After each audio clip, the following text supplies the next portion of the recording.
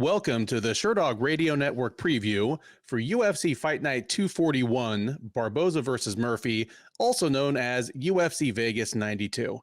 I'm your host, Ben Duffy of Sherdog.com. With me, as usual, is Keith Shillan, the executive producer of the Sherdog Radio Network. Keith, how are you doing on this fine Mother's Day? I'm doing great, man. I'm a little tired, I can be honest. I was outside in the sun pretty much the entire day today as I was at a softball tournament. Shout out to the Rhode Island Bombers, first tournament of the season, winning all our games, outscoring our opponents 45-5. So we kind of had 45-5.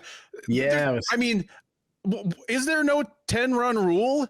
Is there no tech fall for these poor girls? Yeah, we mercy ruled out of that. So in the run of the tournament, we mercy ruled 3 of the teams, including the semifinals and the championship. But yeah, shout out. So they give out an award for like every game, like an MVP. So the one game that my daughter pitched, she won MVP. So congratulations to her for that. Yeah, but I've been outside. I'm tired, just closing up the week. It was kind of a crazy week. And, nothing can lift my spirits more than a UFC Apex card with not a single fighter that is currently in the Sherdog rankings on the card. It's even the UFC's rankings, which are bunk. I'm guessing that Edson Barboza might be the only one. Okay. Yeah. Without looking at their rankings, but we all know why we're really here to celebrate, why neither of us took this week off before Memorial Day. We made sure, because this card represents the return of the official protein snack of the Shillan Duffy show, Ms. Ariane Carnelossi. We'll get to that fight when we get to it. That is good. Shout out to all the moms, though. Happy Mother's Day to anybody who's a mom. Thank you for what you guys do. Thank you to my wife, who's obviously the mother of my children, and to your beautiful wife, who allows us to do this stupid, wacky show. So thank you to them too. My beautiful, brilliant, and definitely patient and long-suffering wife. I know that your wife is of the patient and long-suffering kind as well. Definitely an underappreciated job they do. They deserve more than just one day a year, but. If we go down that path, I mean, I could talk about moms for a long time before I got a hankering to talk about some of these fights. Yeah. Now, how you doing today? I didn't ask you, how are you doing today? I'm doing great. My wife and I actually went out for like a nice little brunch/lunch yesterday, so as to avoid the real bad crowds. Yeah. We made steaks at home today and just kind of had a nice chill day together. We sat on the couch and watched Inception. We hadn't watched it in probably 10 years. It was great. It's that movie. Yeah, it's a movie. Okay. Yeah, it's a good one. Who's in it? I like it. Oh, Leonardo DiCaprio, Tom Hardy. Leonardo DiCaprio is usually pretty solid. If he's in a movie, it's usually pretty good. Yeah, and we're enjoying everything to not talk about. Welcome to the Shillan Duffy movie review. Well, here's the thing, man, and we've been doing this for long enough that anytime there's a mediocre Apex card and we refuse to call it the best thing since sliced bread, our like to dislike ratio, it'll always be like 97.9% likes, and there'll be one dude that comes in and is like, well, if you don't like this, don't watch it. Go get a different job. And here's the thing. MMA, I listened to him. I have. MMA, it's like sex. When it's good, it's great. When it's bad, it's still pretty good. So we're about to say that this card is not great, but it's still better than having no fights at all.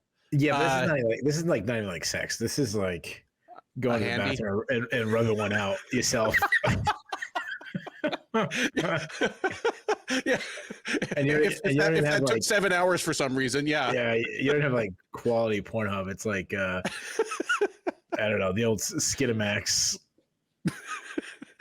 Yeah, I'm old enough that I remember the old scrambled channels, like watching the really staticky things. So you even could see like a boob come out. This show.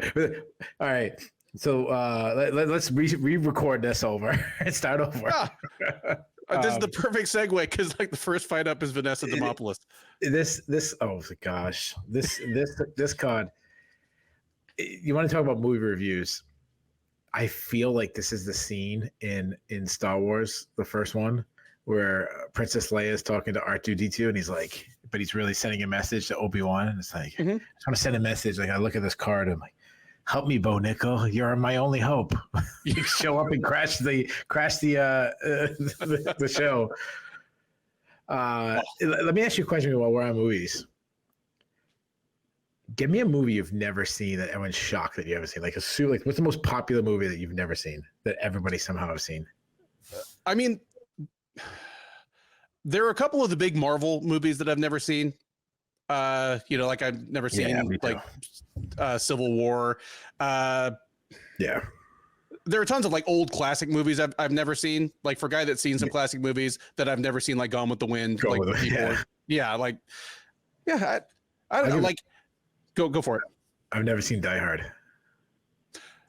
That is surprising. I've never seen Die Hard. I mean, not only is it a classic kind of 80s, 90s action movie, it's a cop movie. He's a cop. I've never seen Die Hard. Yeah. And we want to keep in the Christmas genre. I've never seen the Chevy Chase one there. The Christmas Vacation, the National Christmas Vacation. I've never seen that either. That one, it hasn't aged great.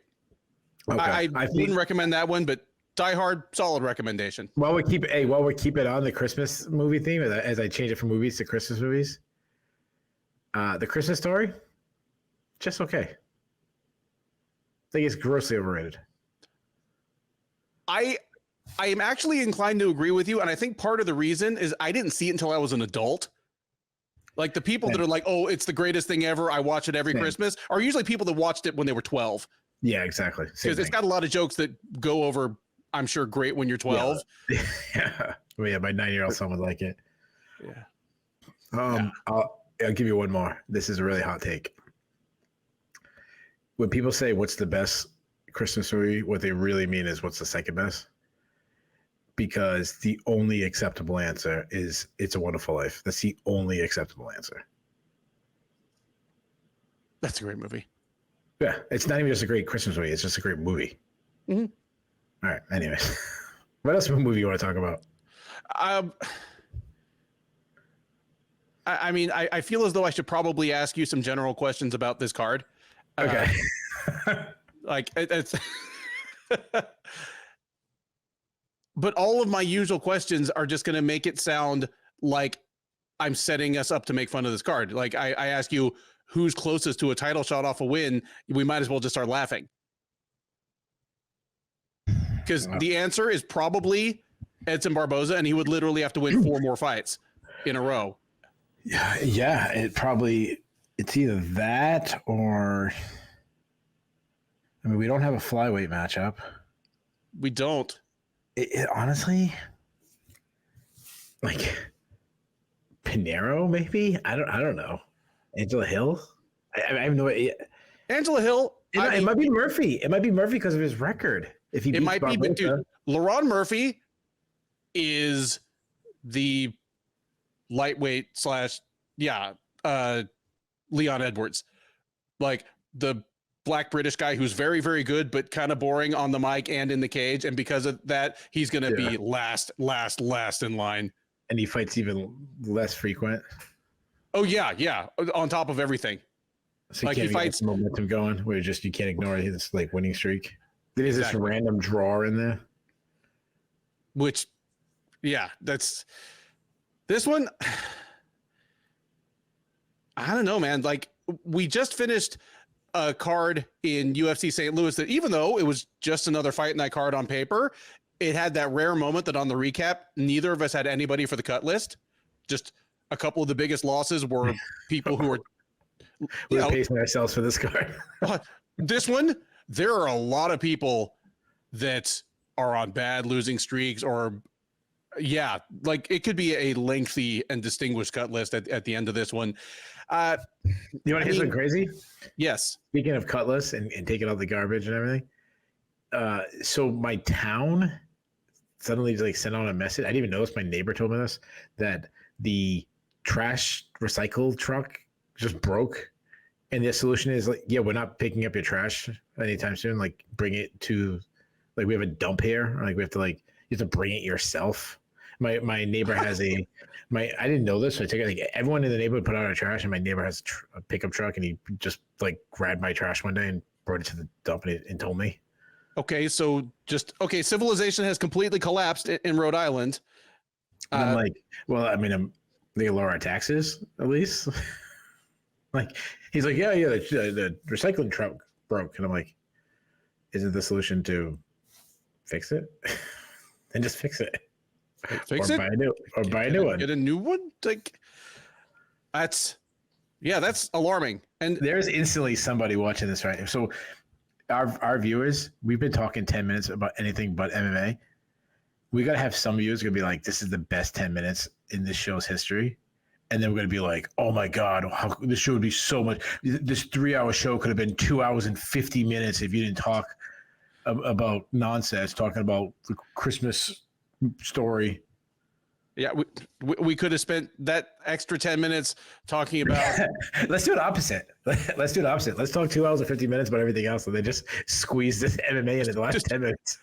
That last segment that I call a quick rundown of all the picks, that'll actually be the entire preview. Is that 2.5 minutes?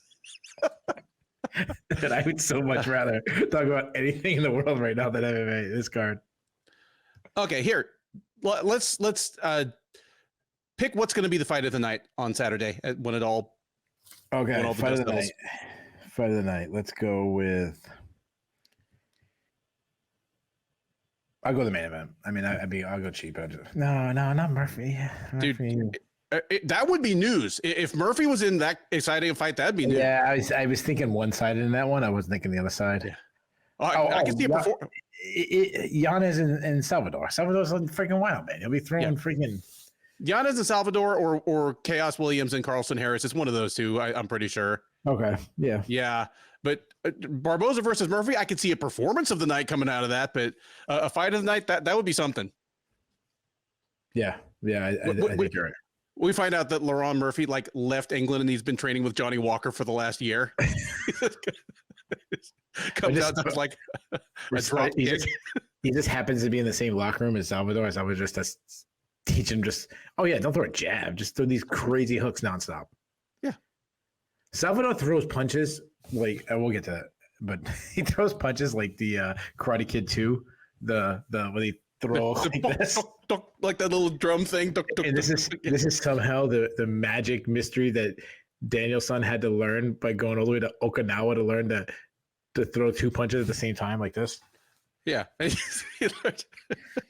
you block and it's like I could have got this drum at the airport gift shop back in back in Santa Ana. Why did I have to actually fly to Okinawa? You have this all-time classic movie. Yeah, I don't know what it was. I was too young to know how it did in the box office. I'm assuming is a huge hit. You have the follow-up, and that's one person in the writer room go, hey, that's a really stupid idea. That's a really stupid ending. Can we a much cooler move? But nope. Yeah, nobody. Nope. Hey, you know what? That's better than that's better than what happened at the press conference the other day. The girl's like, hey Dana, can you have freaking Donald Cerrone brand me? And I'm like, does she mean when they take a hot? And she's yeah, it'd be super cool and I'll be very popular if that happens. And I'm like, that was I was like, I'm a freaking boomer. You saw this, right? Well, I heard about it after the fact. Just the fact that a media member caught Derek Lewis's cup and asked Dana to sign it. Oh, yeah. That wasn't the craziest thing. That wasn't the weirdest thing that happened at the press conference. What the fuck? And Oscar, I love you, but that's gross, dude. It was Oscar from bjpen.com or not Mac Life. No, was it? No, it was some the guy that caught the cup. No, it wasn't Oscar. It was some other guy. Oh, I thought it was Oscar. No, it wasn't Oscar. It was asking. Oh, I'm so glad it was not. No, it was some random. I think it was just a local guy. I was hoping it was a local St. Louis guy for that reason because it wasn't. You know what you get when you get someone from the local TV station that just covers sports in general or someone from the local paper. Yeah, that's. I was hoping it wasn't Oscar because I've shook Oscar's hand before and now I'm like, dude, how often do you? No, it wasn't. Yeah, no, I like Oscar. He's all right. He's good beef, man. Yeah. No, it wasn't Oscar. All right, good. But that's what I was like. Damn, I'm a freaking boomer. Like, I was just talking about like Dana White's freaking bull, and I'm like, all right, well, enough kissing his ass. Like, oh, let me ask you a question about your bull. Like, who gives a fuck? Yeah. And then it gets even crazier. And I'm like, what the? I'm cutting my grass, and I'm like, is this like some word I didn't know? Like branded, like it's something that has nothing to do like what I thought it was. Like I had to look like this is some young hippie word. But no, I'm thinking I had no reason to believe it wasn't just branding with like a hot piece of metal, maybe a UFC hot dog brander. I don't think we can avoid it any longer, man. I think we need to talk about these fights. All right, let's do it. You ready? Yep. First out of the gate at UFC Vegas 92 is a strawweight matchup between Vanessa Demopoulos and Emily Ducote. Demopoulos, the 35-year-old Ohio native fighting out of Colorado, is 10-5 overall. She's 4-2 since joining the UFC out of season 4 of Dana White's Contender Series and as the former LFA strawweight champ. She's coming in off a win. She last fought in October, taking a unanimous decision over Kanako Murata. She will look to stretch that into 2 against Ducote. 30-year-old Oklahoma resident is 13-8 overall. She is 2-2 since joining the UFC as the outgoing Invicta strawweight champ and as a longtime Bellator flyweight mainstay. She is also coming in off a win. She fought also back in October, took a unanimous decision over Ashley Yoder. So she's looking for a win streak as well here. She is favored to get it done, to say the least. Ducote, one of several big favorites on the card. Not the biggest, but big enough. She is minus 300. Demopoulos plus 240. I kind of get where the line is coming from here, because while Ducote isn't the entirely new fighter that she seemed to be for a minute upon dropping to strawweight, she does seem to be an improved fighter. And even though they're both listed at 5'2" and 115 pounds, I'm not buying that until they're actually in the cage. I feel like Ducote's going to be taller. She's going to be she's definitely going to have reach. I mean, Vanessa Demopoulos has such short arms she can barely reach her own hands. And we've seen what it looks like when what did you just say? Vanessa Demopoulos' arms are so short she can barely reach her own hands. I don't think about it too long. Don't think about it too long. All right. Because there's the Ducote that was taller than Ilima-Lei Macfarlane, and it didn't matter because in 2 fights, Macfarlane took her down 356 times. But that was a weight class ago and a long time ago for Ducote. What we've seen more recently is Alicia Zappitella was shorter. She needed to close the distance if she wanted to strike with Ducote, and she needed to close even more distance if she wanted to wrestle her, which is what she really wanted to do. And Ducote put her through the wood chipper.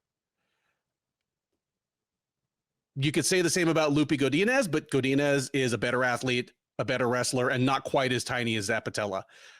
I think Demopoulos falls kind of in the middle of those two, but it's very much the same thing. Demopoulos is going to be giving up reach.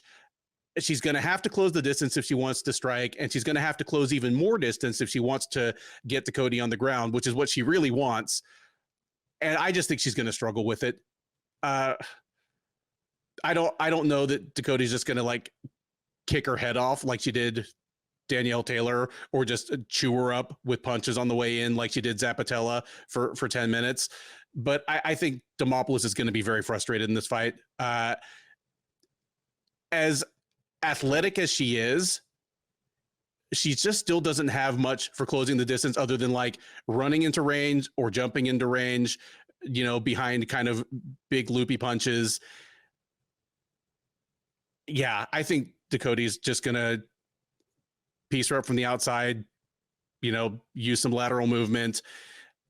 If Ducote falls into the bad habit of backing straight up and Demopoulos can back her into the fence, that changes things a little bit, but I still do favor Ducote here to win a pretty easy decision. So we're talking about strange things, and dude, I know some people get, and then, well, there's this like I don't know, one woman who used to. There was one listener that used to listen to our show, and I mean, she doesn't comment anymore, so I'm assuming she doesn't listen.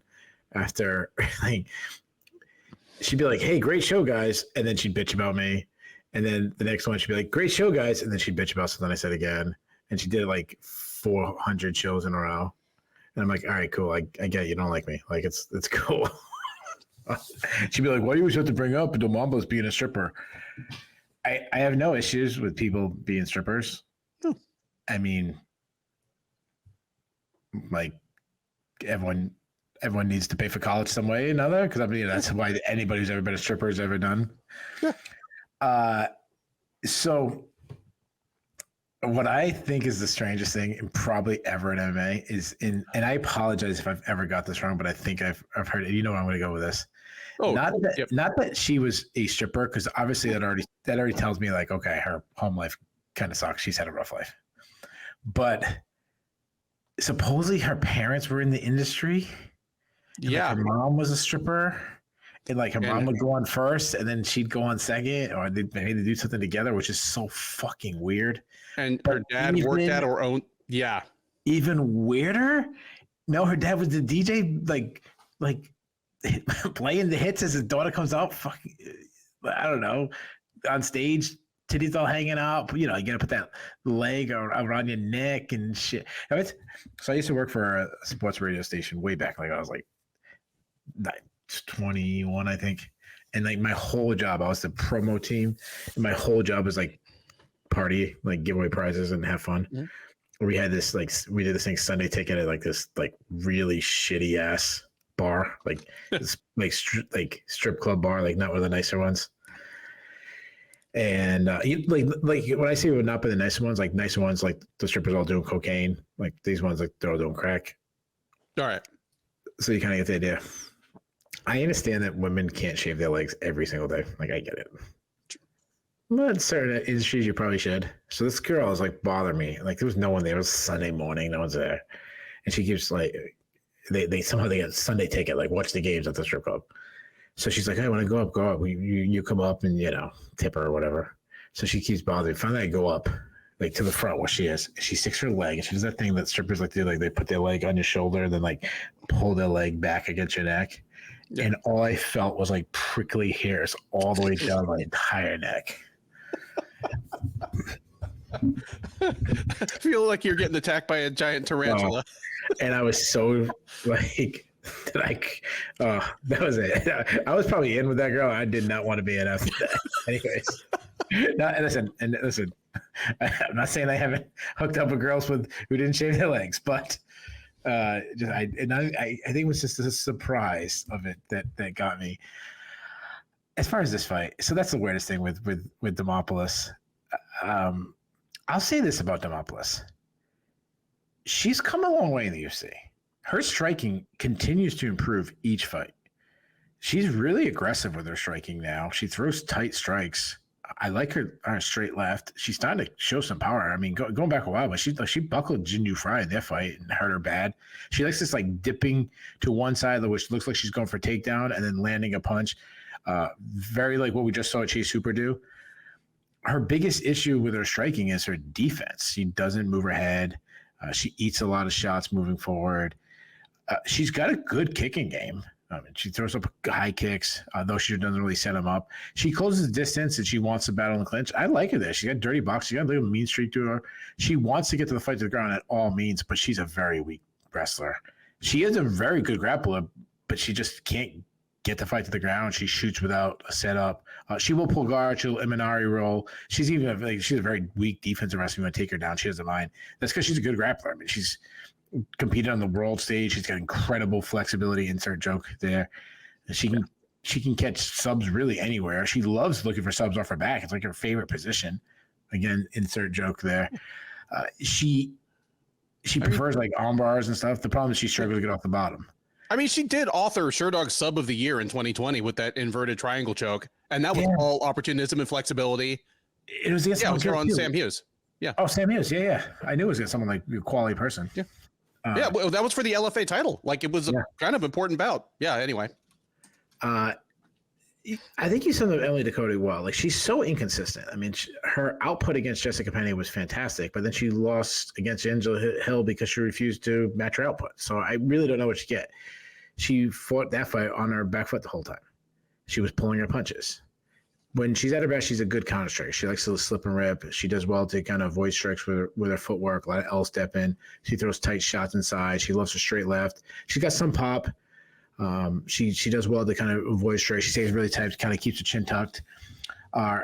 She had really good calf kicks against Jessica Penne, but then completely abandoned them against Angela Hill. Angela, she looked terrible in the Angela Hill fight. Yep. She will throw a lot of naked kicks, so it kind of leaves her open to be countered. She is heavy on her front foot, so she's open to calf kicks herself. She's a decent offense wrestler, nice entries, good double leg. She also likes to single leg and run the pipe, but she doesn't wrestle much, especially recently. Like it completely abandoned. I keep going back to the Angela Hill fight, but she can completely abandon that.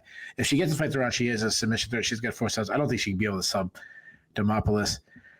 I'm not high on either of these fighters. Like I think this is the first fight of the night. I have a really bad card. It's probably where it should be. I'm going with the upset right away, and I'm really surprised. I'm going to go with Demopoulos. I like her volume. I like her kicking game. I think she's going to actually find ways to get the fight to the ground. You know, I don't think she gets a sub, but I think she does enough to threaten. And I think she's going to win an extremely close matchup where they're sitting there and she jumps into like some married UFC fighter's arms, like who doesn't want to hold her sweaty body. Was that Bisping or she did the Bisping? I think she did it to Joe Rogan. I think she did it to DC. She'd probably do it to Paul Felder next. But you know, I'm gonna go. You could take the girl off the pole, but yeah. What they should do is, hey, special. All right, guys. Michael Bisping's going to sit here. We're going to go our special UFC commentator for this, Derek Lewis. He'd be happy. So, dude, the best gag ever would be if she like won. I don't know who's calling it. Like she jumps up into Felder's arms and her dad runs in and kicks Felder out for touching her. No, her dad jumps on the friggin' booth that's playing music. It's spinning the hits. We stay in the strawweight division as Piera Rodrigues welcomes Ariane Carnelossi back to the octagon. Rodrigues, the 31-year-old Venezuelan, is 9-1 overall. She is 2-1 since joining the UFC out of season 5 of Dana White's Contender Series. That's the good news. The bad news is that the 1 in the loss column came in her last appearance, which was just over a year ago. It was last April at UFC on ESPN, Holloway versus Allen, where she got tapped out late in the second round by Jillian Robertson. Prior to that, she had made a splash in the UFC with back-to-back wins over Kay Hansen and Sam Hughes. So she is looking to get back in the win column. She will have to get past Carnelossi to do so. 31-year-old Brazilian is 14-3 overall. She is 2-2 in the UFC. Hasn't fought in just over 2 years. Her last cage appearance was back in May of 2022, UFC 274, where she came out on the wrong side of a unanimous decision against Lupi Godinez. She's been out for, like I say, 2 full years. Some might have speculated she was gone from the UFC, but she's back, and she is a slight to moderate underdog here. Rodrigues is minus 175, Carnelossi plus 140. Anybody who's been listening to the Shillan and Duffy show for, well, I guess at least 2 years, knows that my old line used to be that Carnelossi, was the official protein snack of the Shillan and Duffy show. That's because the UFC was really hawking those P3 like little, nut and cheese packs at the time. And because Carnelossi, if you're looking at her picture right underneath us right now, is pound for pound one of the most jacked fighters of any weight class or gender in UFC history.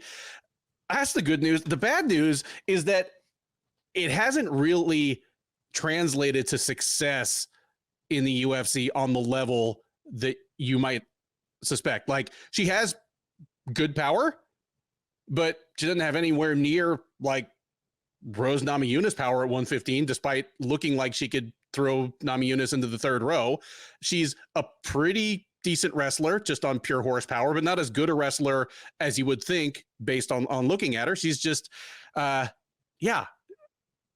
much fun as she is to root for, she always was just kind of a modestly skilled fighter. And when she didn't fight again right after the Godinez loss, I was like, well, that was her 4th UFC appearance. That was probably her debut contract.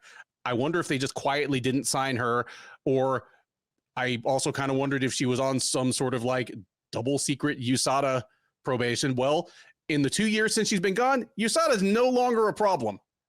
Brace for a similar discussion of several other Brazilian fighters on this card. She's back, but even if she's still the same fighter she was 2 years ago, I think Rodrigues is just more skilled. Like, Rodrigues doesn't look like the same tank of a woman, but she's probably about as strong. I think she's going to have a little reach on her. I think she's going to be faster. Despite having like no submissions, I'm not sure Carnelossi is going to have a distinct advantage on the ground here. I feel like I just said this about the last fight, Demopoulos versus Ducote, but I see this as a fight where Carnelossi is going to do a lot of charging forward and throwing looping strikes.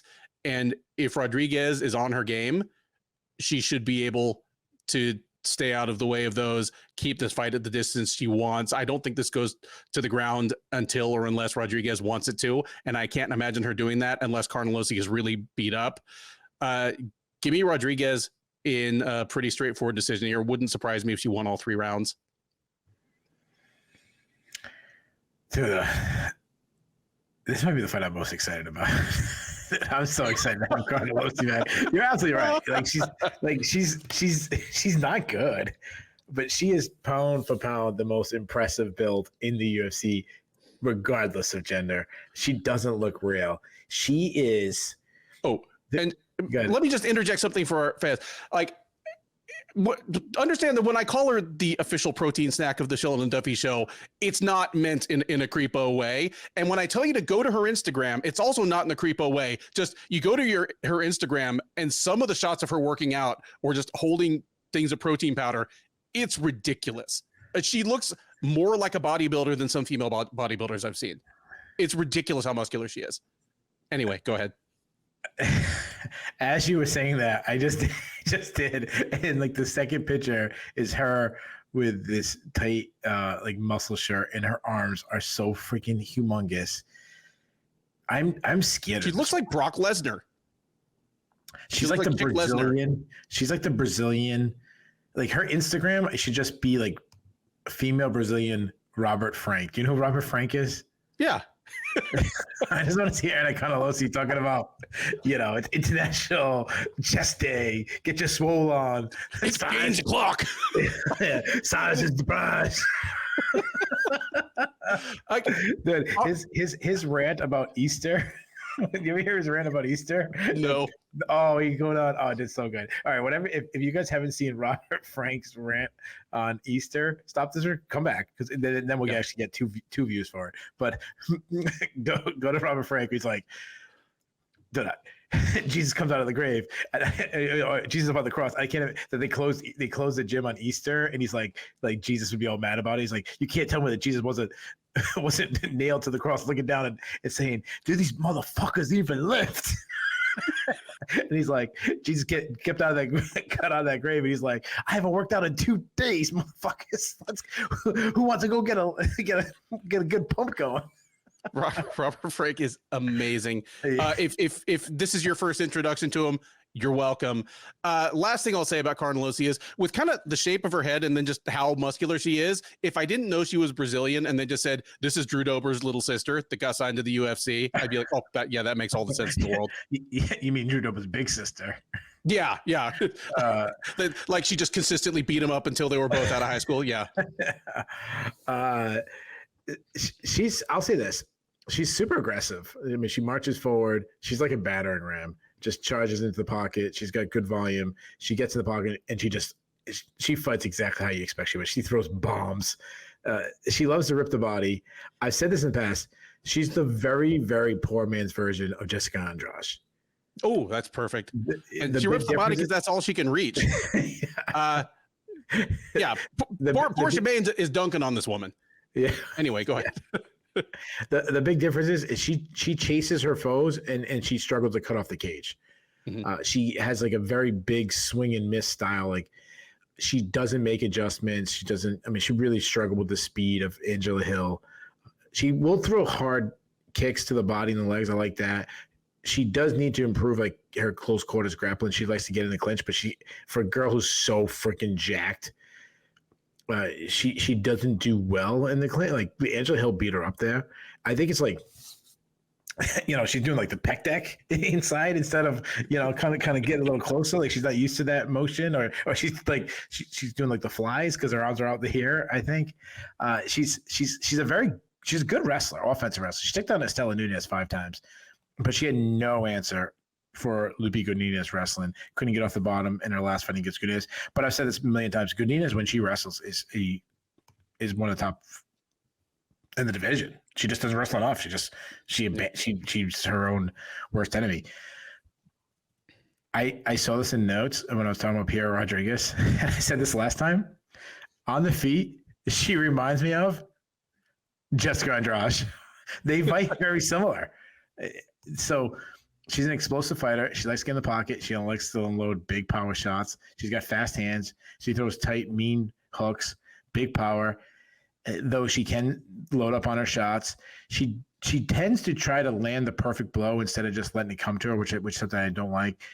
She prefers to be the one marching forward instead of being forced on her back foot. She can wrestle. She's got pretty fast entries. She's good reactionary single. She does that by kind of backing away, backing away, and then kind of getting her opponents to chase her, and then she drops down and lowers the level. Though she does need to set it up a little bit better. She needs to improve her takedown defense. I mean, it was a really big issue against Jillian Robinson. If she's on top, I like her control, but she has no submissions on her record. She slowed down against Sam Hughes. These girls are so similar.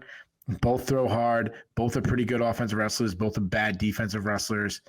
I would say Piera Rodrigues is the faster fighter. I think when you look at them, you would say, yeah, of course, Carnelossi is stronger. But then when you, like you said, it's not that big of a gap, or even Rodrigues might be stronger. I still think Carnelossi is probably the harder hitter. I think we get a back and forth contest. But you know what, dude? I'm not going against our girl. She's been off for 2 years. You mentioned about USADA. I'm going to pick our girl. I'm going to say Carnelossi wins due to her volume. Give me Carnelossi by split decision. And then instantly, she's in the cage and she wins and just rips a friggin' phone book. That's 2 upset picks right out the gate for Keith here. We can tell who is unfazed by our rough week of picks last week and who is kind of shelling up over here in Texas. So the sun just got to me today. Next up at UFC Fight Night 241, unless they shake up the card further, this will be the 3rd straight women's fight to open up the event. It is a bantamweight contest between Tamires Vidal and Melissa Gatto. Vidal, the 25-year-old Brazilian, is 7-2 overall. She's 1-1 in the UFC. She fought just once last year, dropping a split decision to Montserrat Rendon in September at UFC Fight Night, Fizzy versus Gamrot. So she'll look to bounce back from that. She'll need to get past Gatto to do so. Gatto, 28-year-old, also from Brazil, 8-2-2 overall. She is 2-2 in the UFC. Worth noting that this will be her first fight at bantamweight. She came to the UFC as a flyweight, won her first 2 fights right out of the gate. Since then, she's dropped back-to-back fights, though in her defense, stepped up to a much higher level of competition in Tracy Cortez and Ariane Lipski, but also complicated by the fact that Melissa Gatto missed weight in her last fight. She has decided that her best future lies at 135 pounds, and she is stepping in here for the injured Heili Cowan and is going to find out. The odds makers and the bettors, at least, that drive those odds makers, think Gatto has this one in the bag because she is one of the biggest favorites on the card, coming in at -410, Vidal +320 as your underdog. Keith, I'm going to flip this one to you. It is one woman. not really coming down from 145, even if Vidal did fight mostly at 145 before getting to the UFC. And then one woman coming up from 125, at least partially against her will.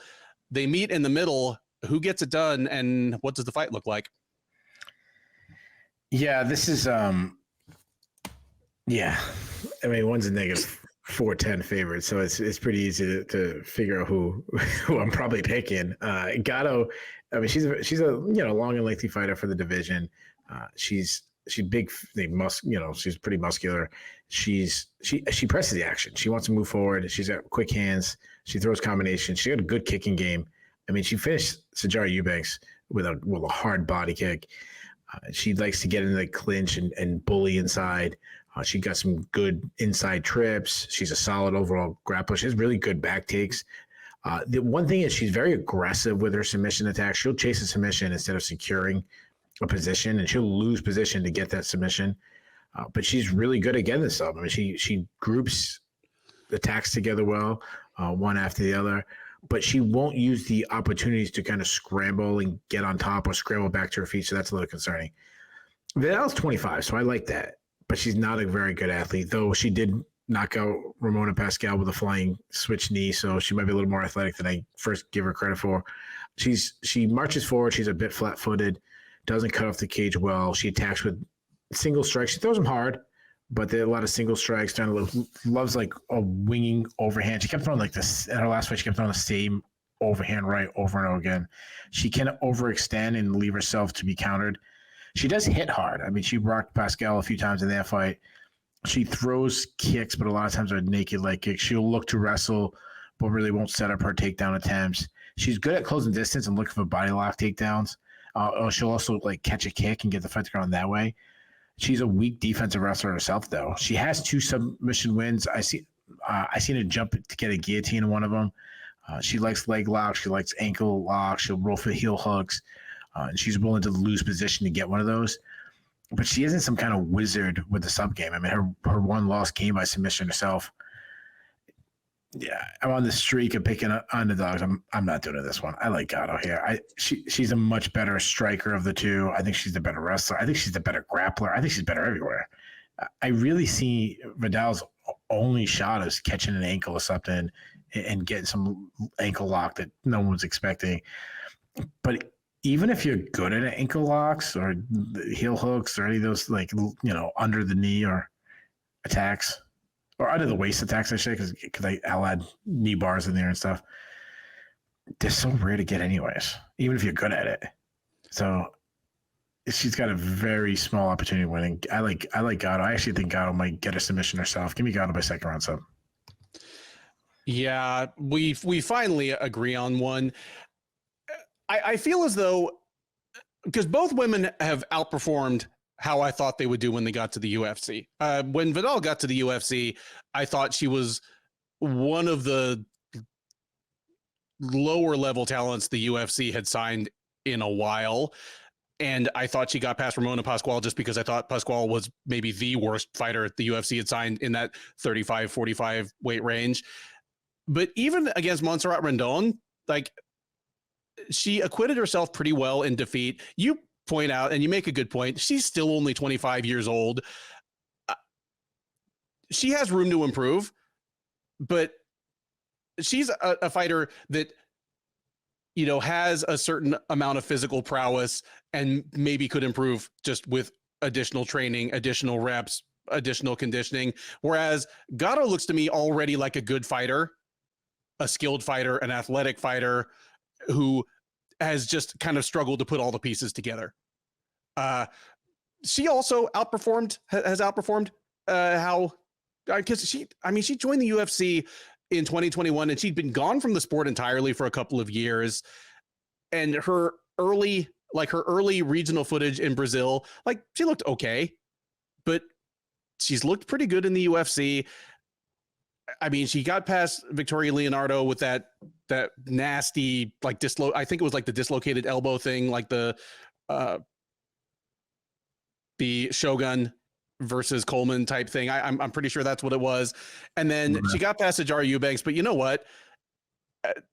Sijara Eubanks at 125 pounds in the third round, like, the body shots there. Like Eubanks has that just legendarily bad weight cut. I like Gatto moving up to 135. Like she looked pretty good against Cortez and Lipsky, who are two good flyweights, but she missed weight for the Lipsky fight.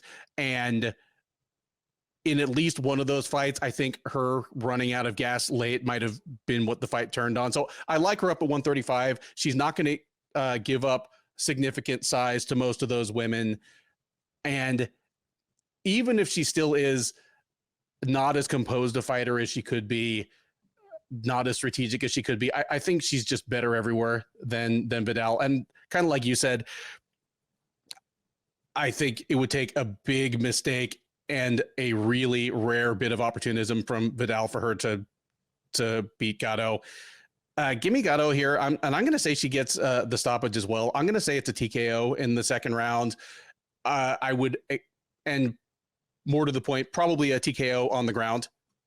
So if it turns into like a thing where it turns into a sub like you picked, that wouldn't surprise me too badly either. But give me Gatto by second round TKO, ground and pound. Lightweights are up next at UFC Vegas 92 as Victor Martinez faces off against Tom Nolan.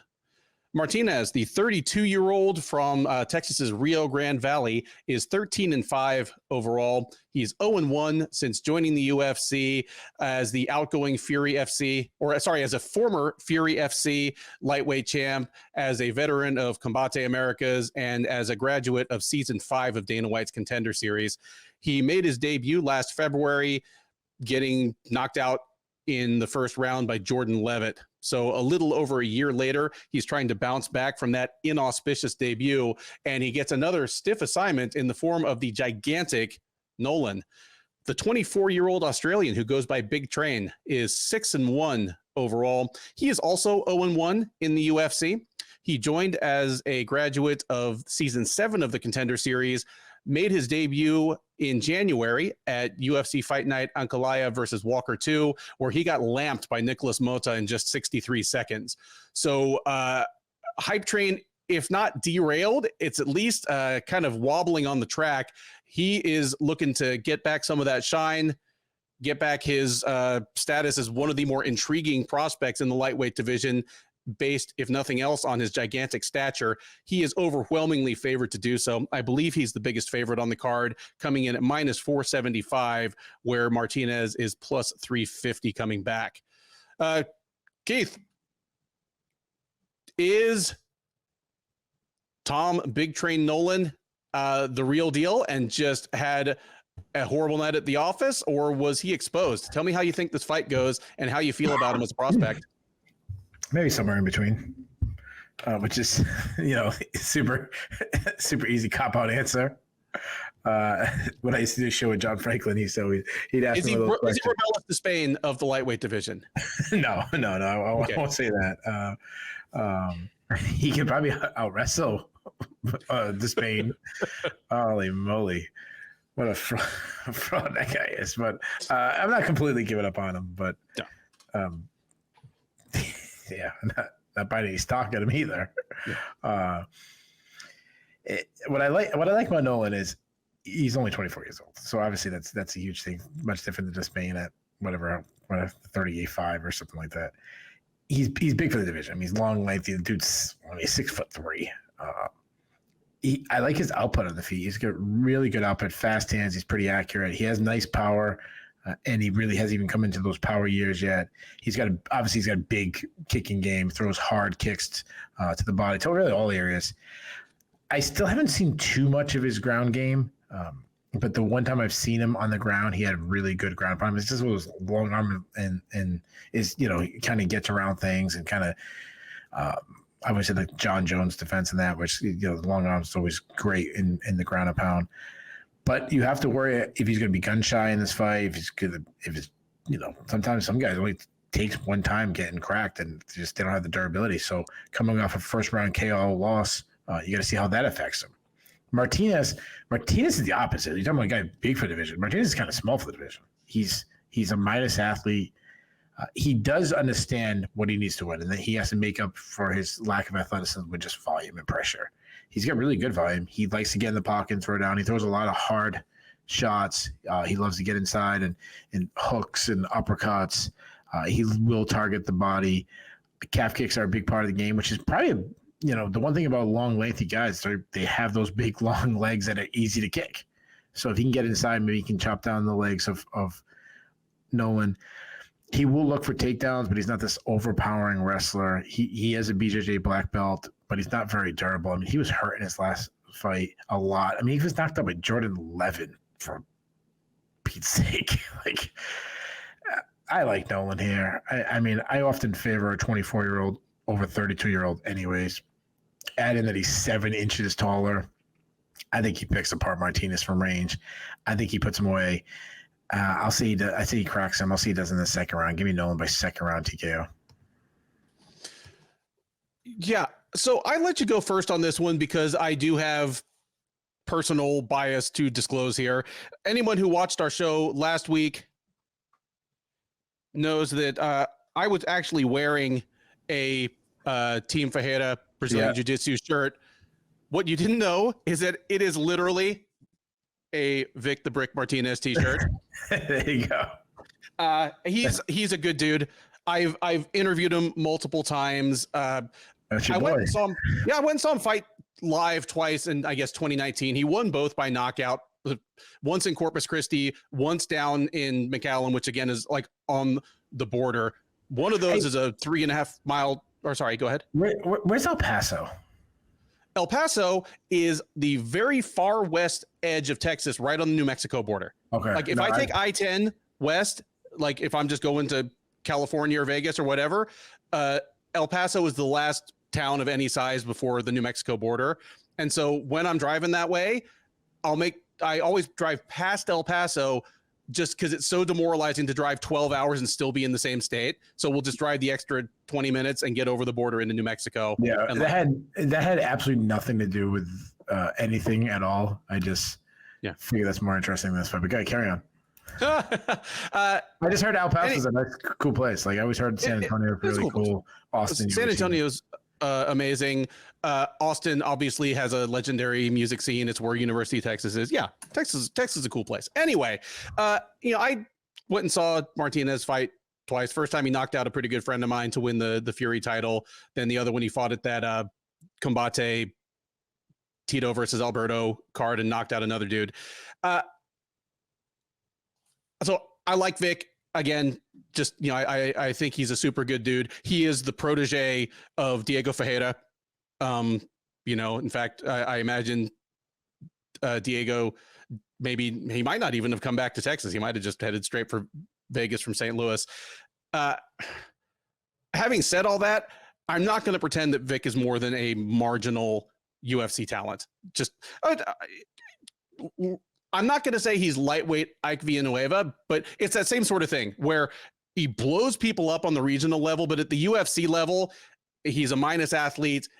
And yeah, he's a pretty hard hitter, but so are a lot of people in those divisions. The only thing that would keep me from hammering Nolan, even as a 5-1 favorite, is that Nolan lost to Nicholas Mota via almost the only thing that Vic Martinez is going to do to people in the UFC. Like if Tom Nolan's one weakness is a shorter fighter who swings hard, getting inside on him and hitting him with like a huge overhand, that is something Vic could do. I'm not betting on it because as you pointed out, he's a little undersized for the division. He's not a plus athlete. He used to be extremely durable and just like rawhide tough, but that durability seems to be waning, and it may just, be that he's an old 31 or 32 at this point. But the smart money is Nolan piecing him up at range. Martinez, he does have a good ground game. Like he's a legit black belt under Diego Ferreira, but he doesn't have great wrestling. So even on a guy who's kind of tall and leggy like Nolan, I think Martinez would struggle to get it to the ground if he did commit to that. And the other thing about Martinez is he doesn't usually initiate the ground game. Everything here spells either a lopsided decision for Nolan or a TKO somewhere in the second half of the fight, like somewhere from the middle of the second round on, just through accumulation of damage. And he catches Martinez coming in with something big. Much as it pains me to say so, I think that's what happens. Give me Nolan by TKO late in the second round. But just as I was dead wrong about his coach, Diego Ferreira, last week, wouldn't mind being wrong about this one, because Nolan's got plenty of time to become the future of the division. Vic's kind of only got the one shot now.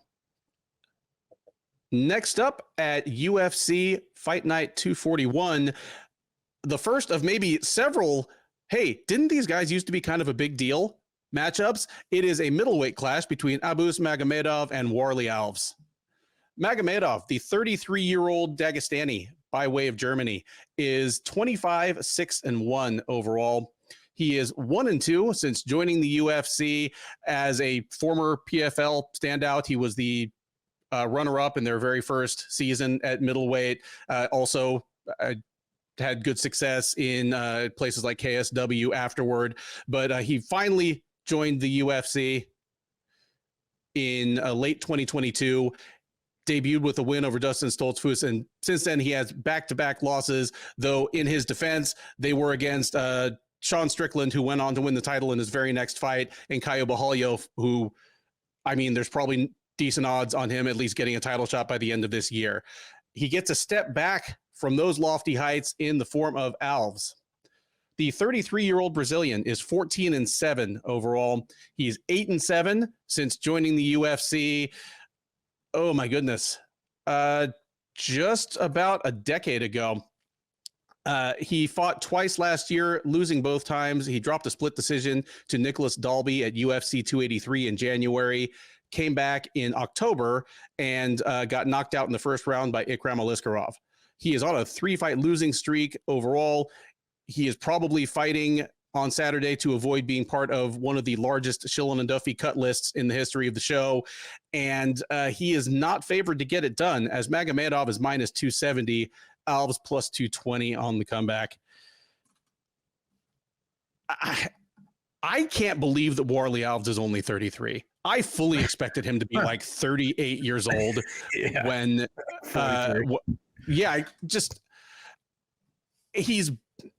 he used to be a fairly bright spot. Like he was the last guy really to beat Colby Covington and make it look easy before Covington kind of turned a corner, did the personality makeover, and started wrecking people in the cage. Like, I'm talking 8 years ago, but you know, back when he got back-to-back submissions of Covington and Nordine Taleb, he looked like a future top 10 guy at welterweight. He kind of had it all. He was decently sized for the division. He was a very good grappler. He was an improving striker. He seemed very athletic.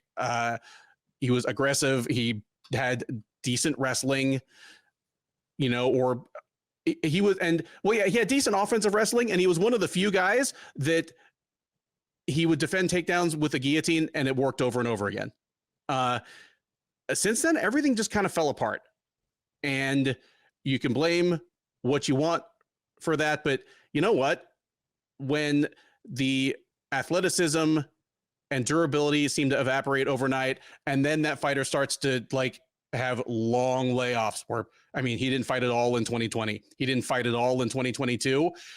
There's a little bit of where there's smoke, there's fire, possibly with Alves. The good news for Alves is fire is allowed again because USADA is gone.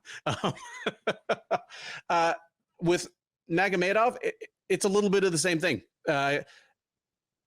Coming out of PFL, even after he lost to Lewis Taylor in that final, I thought Magomedov was the best guy in that division. I just thought Lewis Taylor was kind of a man of destiny for that month or so, and I was happy for him. Like, what a great story. But I was like, either Magomedov is going to stick around and he is going to win $3 million tournaments in a row, or he's going to come over to the UFC and he's going to quickly install himself as a top 15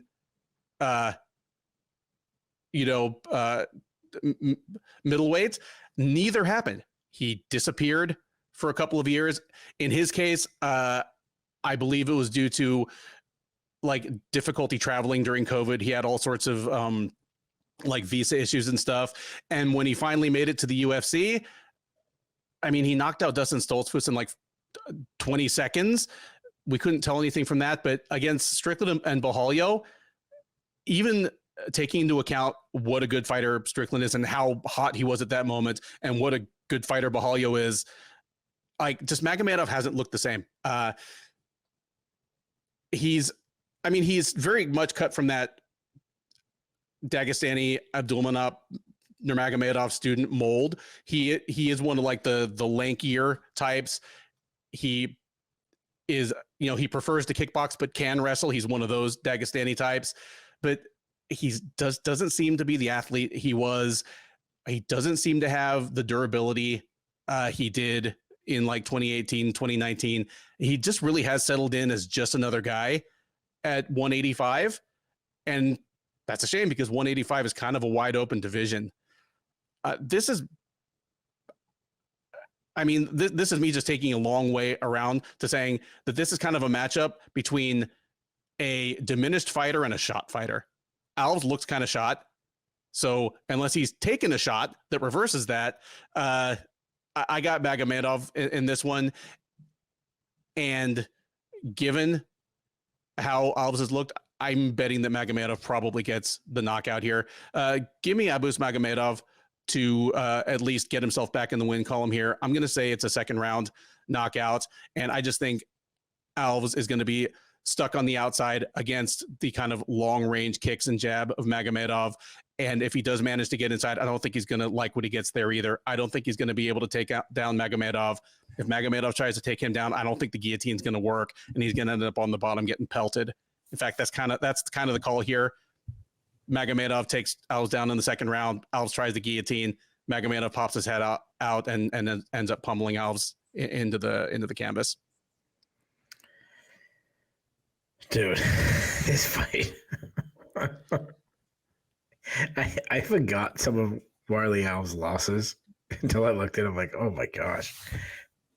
Like for some reason I imagined that the Munar Laziz fight was much like more recent than what had happened, and that he did not just get wrecked by Jeremiah Wells and Alice Garib. He looked okay against Nicholas Dalby, even though he lost this with decision. Dude, this fight.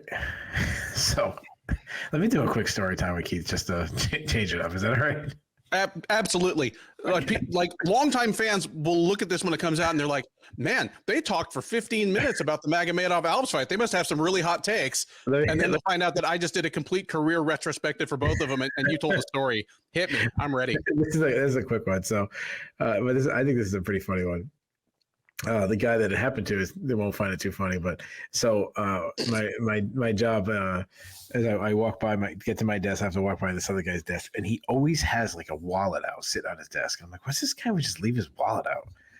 And he's one of my best friends. We'll call him Jay, and I just pick on him. I pick on him all day long, and we bust each other's up.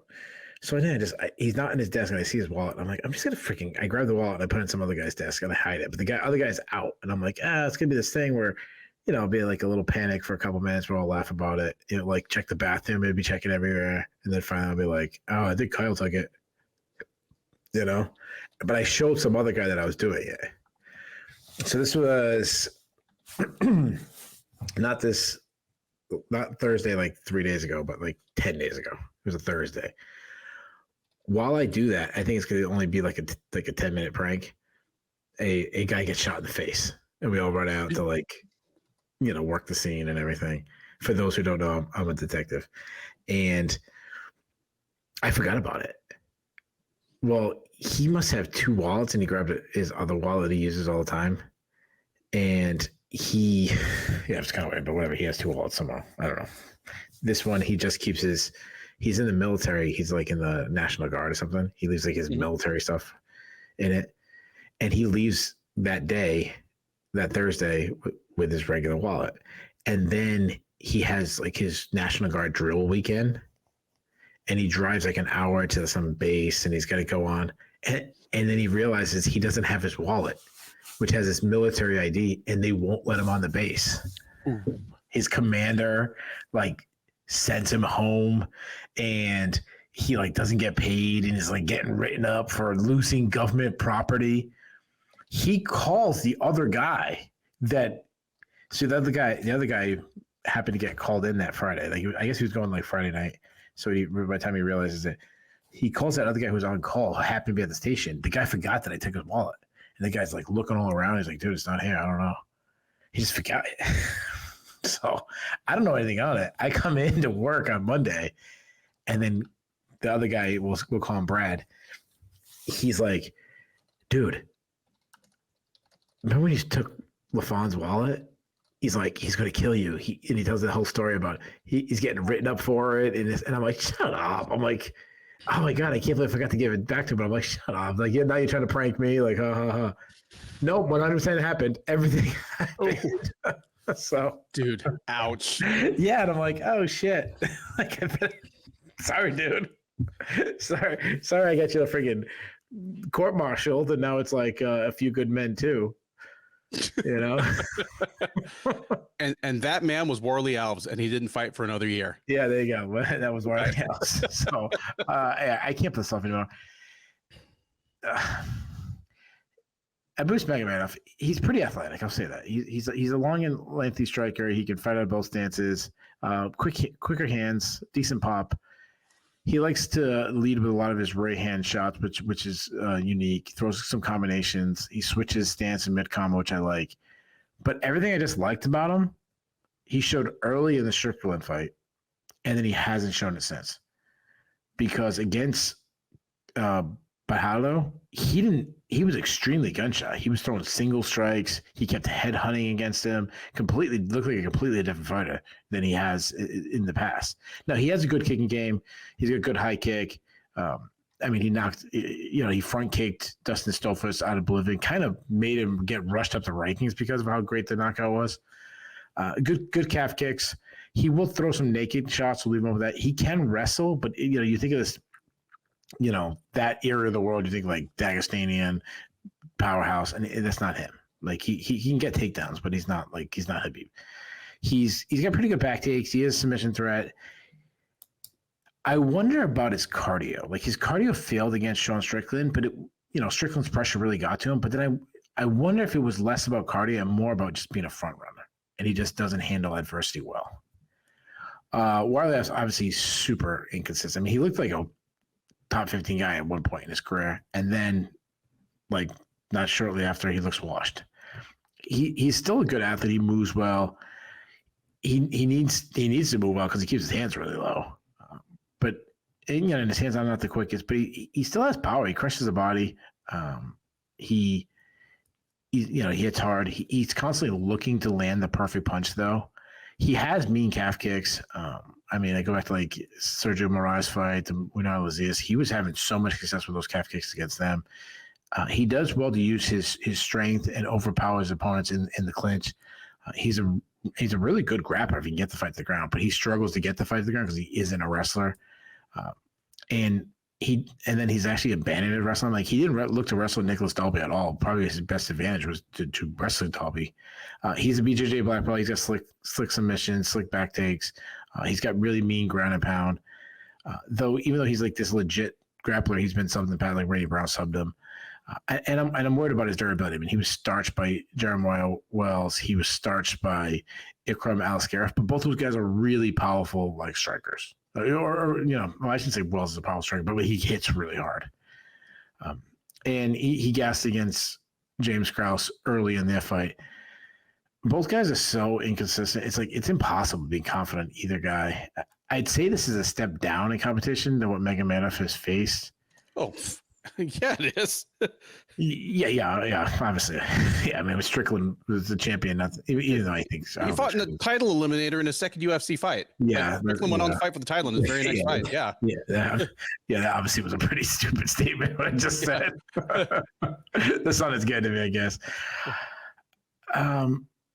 You said he's a 2-1 favorite or something like that. More than that. It's like minus 270, almost 3-1. Okay, almost 3-1. I think that's a little silly. Even though Alves, I'm not, listen, this isn't like me, loving on Alves. if Alves can make it a little messy, I could see Magomedov folding. Alves can come out very aggressive. He can hit those hard kicks. He can maybe get some scrambles. He can land a big punch. I really want to take that. Like, a part of me keeps saying, like, I don't know, maybe, well, you saw all that stuff. Like, does he have something left? I really want, because man, fuck it. I'll take Magomedov. I know they're like the same age, but they're not the same age in fight years. No. I'll say he might land the longer range strikes. Maybe a lot of kicks himself, some push kicks, teep kicks. Maybe he gets a takedown or something himself. I'll say he just wins the decision. I see Alves fades really late, and Magomedov takes. I don't know what this. I have no read on this fight. Give me Magomedov by second round TKO. Next up at UFC Vegas 92, and at least as the card is constituted as of the beginning of fight week, the top prelim, though I don't know why I bother making the distinction since you don't really change the channel, is a bantamweight clash between Alateng Heili and Kleydson Rodrigues. Alateng, the 32-year-old from China, is 16-9-2 overall. He's 4-2-1 in the UFC. He's coming in off a loss. He fought just once last year, dropping a unanimous decision to Chris Gutierrez. That snapped a 2-fight win streak for him. He'll look to start a new one here at the expense of Rodrigues. 28-year-old Brazilian is 8-3 overall.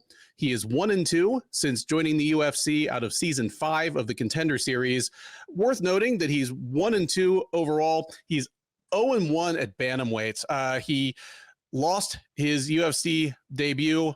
Then he won his second fight, but he missed the flyweight limit, moved up to 135 pounds, and then lost his bantamweight debut. So not a whole lot of success so far for the young Brazilian. He's hoping that that turns around here. Not many fights on this card that I can do this with, Keith, since we have some seriously wide lines, but this one I'll quiz you. Your favorite is -155, underdog +130. Who are they? I'll say Rodrigues' favorite. You're correct. Kleydson Rodrigues, despite his decidedly mixed results in the UFC so far, is your moderate favorite. I've spent more time than I can really justify trying to figure out why Kleydson Rodrigues is not a better fighter. And I'm not saying he's like Daniel Lacerda, Daniel Da Silva, whatever you want to call him, but there's a little bit of that same thing where Daniel Lacerda looks like he should be a good flyweight. Like, he's a big guy for the division. He looks like a top athlete in a vacuum. Like, if you watch him, footage of him in the gym, or you watch him at an open workout, he appears to have all the tools, but then when he gets in the cage, it just doesn't seem to come together, and he gets beat by his opponents, often by kind of whatever they want to do to him. Like I say, Rodrigues is not that bad, but there's a little bit of that to him. He was a big flyweight, obviously too big since he missed weight pretty badly. But even though he's a pretty good offensive striker, he's a pretty good offensive grappler. He's not a good offensive wrestler by the standards of like an American flyweight or bantamweight that probably wrestled in high school at least. He's not bad for what he is, but he's defensively porous everywhere. He's not terribly durable and has a tough time kind of dictating the tempo, the range, the location of his fights. Like, he had a close fight against CJ Vergara, and I mean that probably kind of defines where he is, where CJ Vergara is a marginal UFC flyweight, and they had a pretty competitive fight. He lamped Shannon Ross, but you know what? Shannon Ross was not a UFC level flyweight. I mean, I think he washed out of the UFC like 0-4 or something, and Rodrigues missed weight for that fight. Getting run over by Farid Basharat is pretty forgivable. Basharat's a very, very good fighter. He's probably a future contender. So I'm not sure how good Rodrigues is. I know he's better than Shannon Ross, and I know he's worse than Farid Basharat. That's a pretty wide continuum. I mean, this is probably the last fight on Rodriguez's Contender Series contract, and it's kind of a crucial one. He low-key is almost certainly fighting for his job here. The good news is he's young enough that even if the UFC cuts bait, he could go win a couple fights in Jungle Fight or like LFA fights in Brazil or whatever and make his way back. Because again, like he shows flashes of promise. He looks like he should be a better fighter than he is. Alateng Heili is what he is. He's not terribly athletic, pretty well-rounded.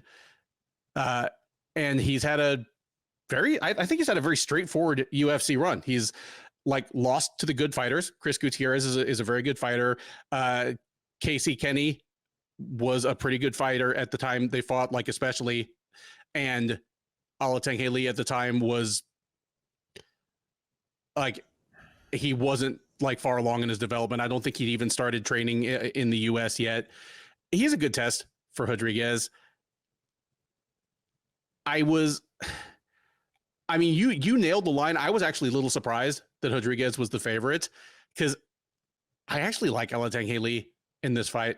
I think between the two of these, if it stays on the feet, I trust Alateng Heili to throw enough volume to win rounds in the eyes of judges.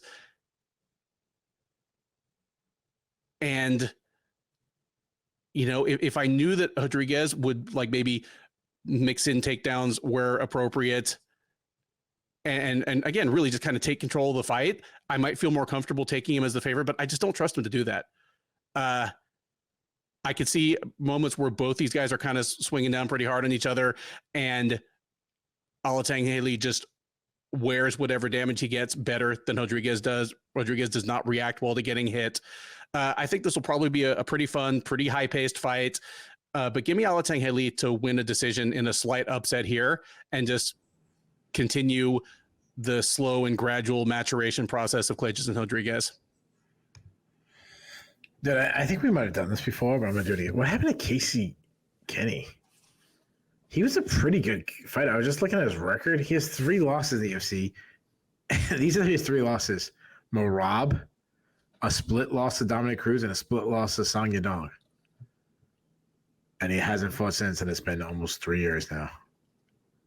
Like, what happened to that guy? Anyways, I thought he was pretty good. And he's 33. He's actually older than, but he lost 3 years. So, anyways, probably might be a little too late for him now. But yeah, this fight, man, I don't feel like I have a good read on this fight. I don't feel I have a good read on both guys.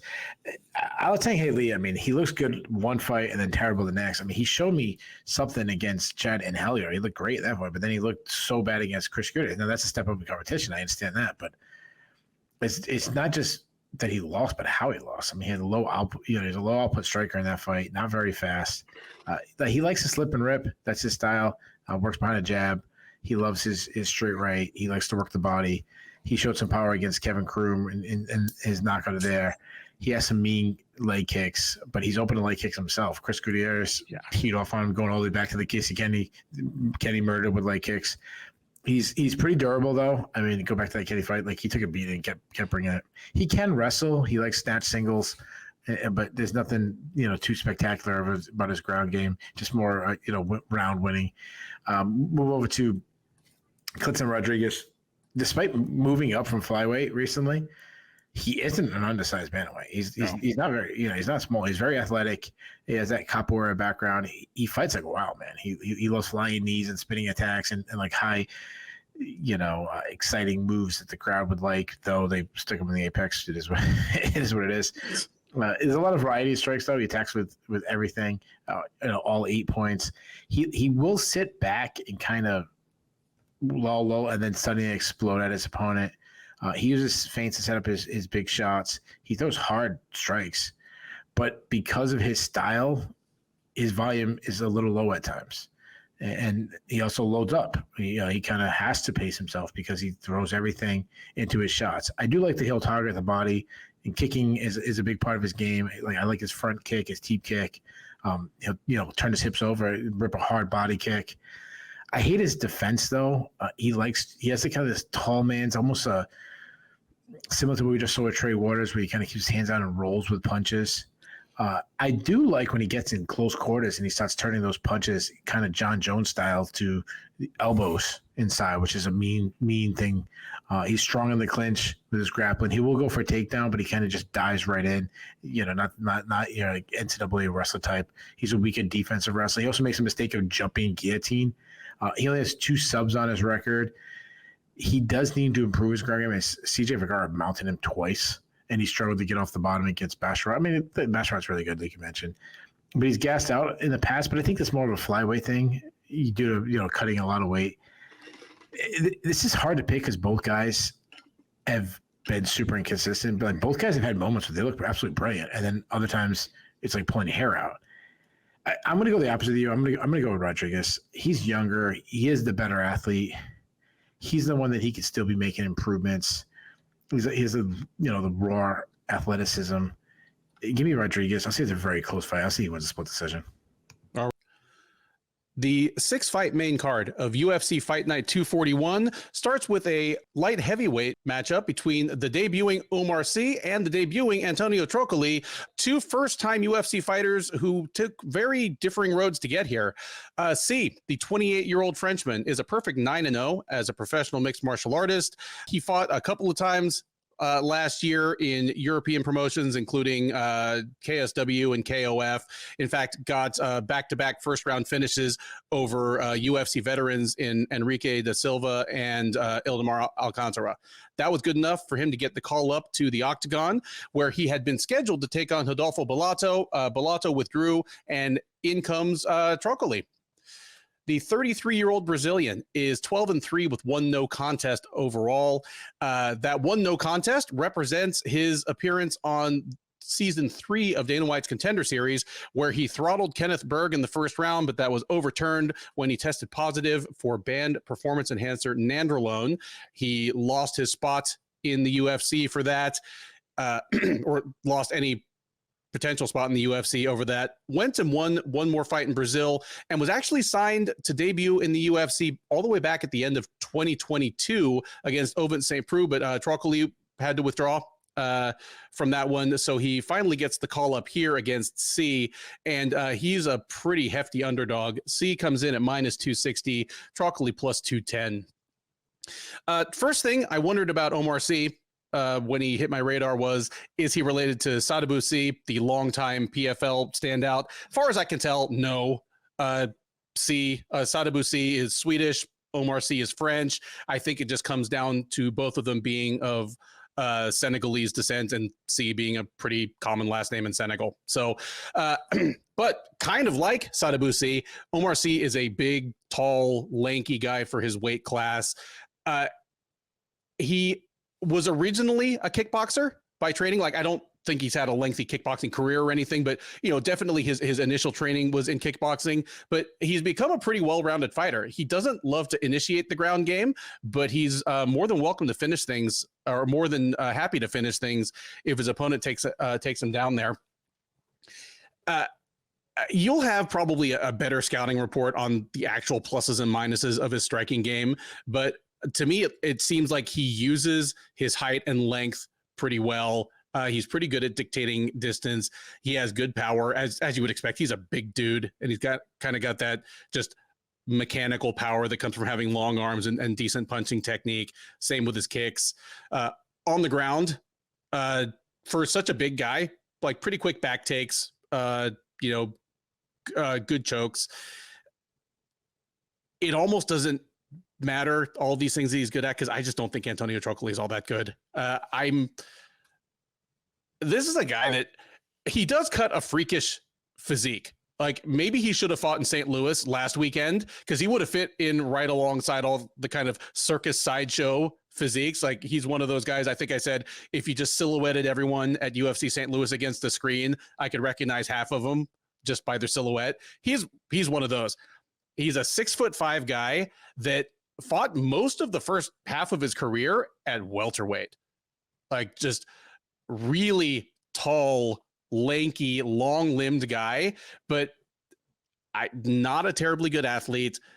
And once he got past the level of badly overmatched regional Brazilian competition, he got exposed quickly. Like he had a couple fights in LFC even before it merged and became LFA, where he lost to like Jacob Volkman, where they met at welterweight, but Jacob Volkman used to be a lightweight, and Trocoli is a 6'5" guy that's now fighting at 205 pounds, and Volkman out wrestled him so badly. I think Volkman may have just taken him down again while we've been talking. Same thing.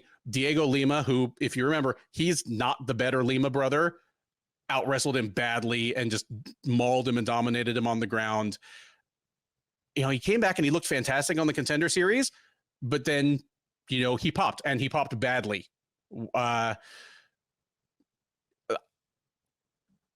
Despite being as big and tall as he is, and he's going to be taller than C, even if I'm not sure he has reach on him. Like, he's not a great striker. It just seems kind of clumsy, defensively porous. Even the overwhelmed Brazilian guys that he was fighting on the way up were getting in their licks against him. The best thing he has going for him, honestly, is he's good at using his long arms and frame to lock up submissions. That's kind of what he's best at. And that is something he could probably do to Oumar Sy. But I just see is younger. He's naturally bigger, even if he's not taller. Like, he's just the naturally bigger guy with more muscle on his frame. He's more athletic. He's a much better striker.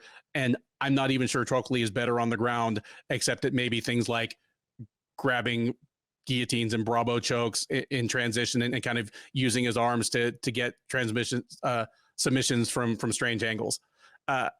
Give me C to dominate here.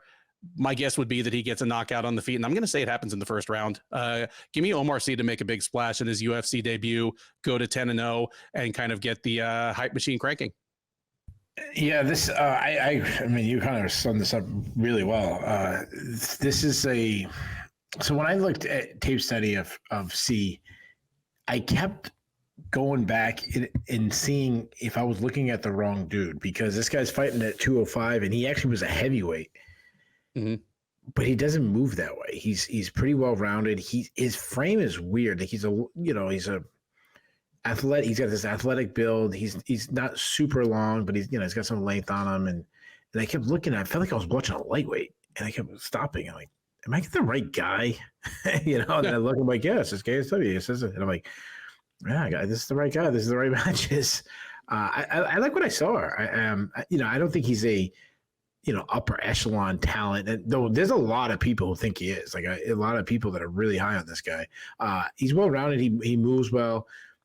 He's a decent boxer. And I mean that as a compliment. Like, he does everything, nothing jumps off the page, but it's sound, like it's straight shots down. He's like, he's a good outfighter. He's got, I'd say okay power. I don't think he has crushing power, but he's got a couple of knockouts. Yeah, I've seen him drop some guys. He throws a lot of kicks, though he will throw naked leg kicks, and I know I say that a lot, but it is what it is. I haven't seen too much of his offensive wrestling or that I've seen, but he's good on the ground. Like, he's got a lot of subs. He finished his last opponent with good ground and pound. Like I said, he has 3 subs on his record. His finisher, he's got like 7 stoppages. Not the best takedown defense, but what if fights hit the ground? Like, I seen him hit a sweep, which is pretty interesting to see for a light heavyweight. Trocoli, I'm going to say everything I said about it last time, because we were supposed to break down one of his fights, and we already went through it, and nothing's changed. His last fight, I said his last fight looked like it was done in a garage. And the cage was so small, it looked like a toddler being put in one of those gating things in a daycare. He's a big dude. He's 6'5", and it's crazy because he used to be a welterweight. He switches stances a lot. I mean, when you look at this guy, he looks like that light heavyweight. A complete opposite of Oumar Sy. He switches stances a lot. But though I do think he's best at southpaw, he tries to hand fight and use his reach really well. I love that he throws knees up the middle. He backstrap to avoid shots. I don't really like his hands, though. Like, I don't see anything in the boxing that's really fast or accurate. I don't think he has that much power. He will wrestle. He likes to use like judo trips and judo throws. He will shoot from the outside, but it isn't really good. He doesn't really set it up. They're kind of ugly. He doesn't drive through. But if he gets defensive ground, he uses his legs well. He gets some back takes. He's got 5 submissions. So he has an area there. I'm much higher on C moving forward. I view Trocoli maybe as a lower level UFC talent, and I see C, excuse me, as kind of like maybe a mid-card guy or maybe even higher. I think he's the way better athlete. I think he's more technically sound. I think he's faster. I think he's probably the better overall grappler. Give me Sai. I don't know. You know what? I'll say he finishes Trocoli similar. He just finished last one. I'll say he pinned him down and lands some ground and pound. I'll see this a little later. I'll say third round ground and pound. Next up on the UFC Vegas 92 main card is a strawweight matchup between Luana Pinheiro and Angela Hill. Pinheiro, the 31-year-old Brazilian, is 11-2 overall. She is 3-1 since joining the UFC out of season 4 of Dana White's Contender Series and as a veteran of Brave CF. She's 3-1 in the UFC. Unfortunately, that one loss was in her last outing. She fought in November at UFC Fight Night, Allen versus Craig, where she got knocked out late in the third round by a spinning wheel kick of all things from Amanda Ribas. That snapped a 3-fight winning streak in the UFC and something like a 9 or 10 fight win streak overall for her. So she'll be looking to get back in the saddle here against Hill, one of the mainstays of the division since the beginning. The 39-year-old Maryland native by way of San Diego is 16-13 overall. She's 11-13 since joining the UFC as the former Invicta strawweight champ and as a veteran of season 20 of The Ultimate Fighter. She's coming in off a win. She fought twice last year, dropped a decision to Mackenzie Dern in the headliner of UFC Fight Night 223 in May, came back in November at UFC Sao Paulo, the Almeida versus Lewis card, and won a unanimous decision over hometown favorite Denise Gomez. So she's looking to build on that momentum, get closer to 500 in the UFC, prove that she's not quite done making trouble for UFC strawweights. Your favorite in this one, Keith, is minus 160. Your underdog is plus 140. Who are they? I'll say Hill's the favorite. You're correct. Hill minus 160, Pinheiro plus 140. I should count so that we have an accurate number for this. But if you tell me that Angela Hill is the fighter that you and I have previewed the most fights for, I would not be surprised in the least. Like, in fact, she'd probably be my first guess. It's her or Neil Magny. Magny's up there. Kevin Holland might be up there. Kevin Holland's is up there. But Hill certainly... Holland had a lot of fights in that one calendar year. Yeah, he fought 5 times in 2020. That's... Yeah. I don't know. Yeah, probably one of those 3. There might be somebody else we're not thinking of, but I feel like we had a bunch of Sam Alvey ones. Yeah. Too many.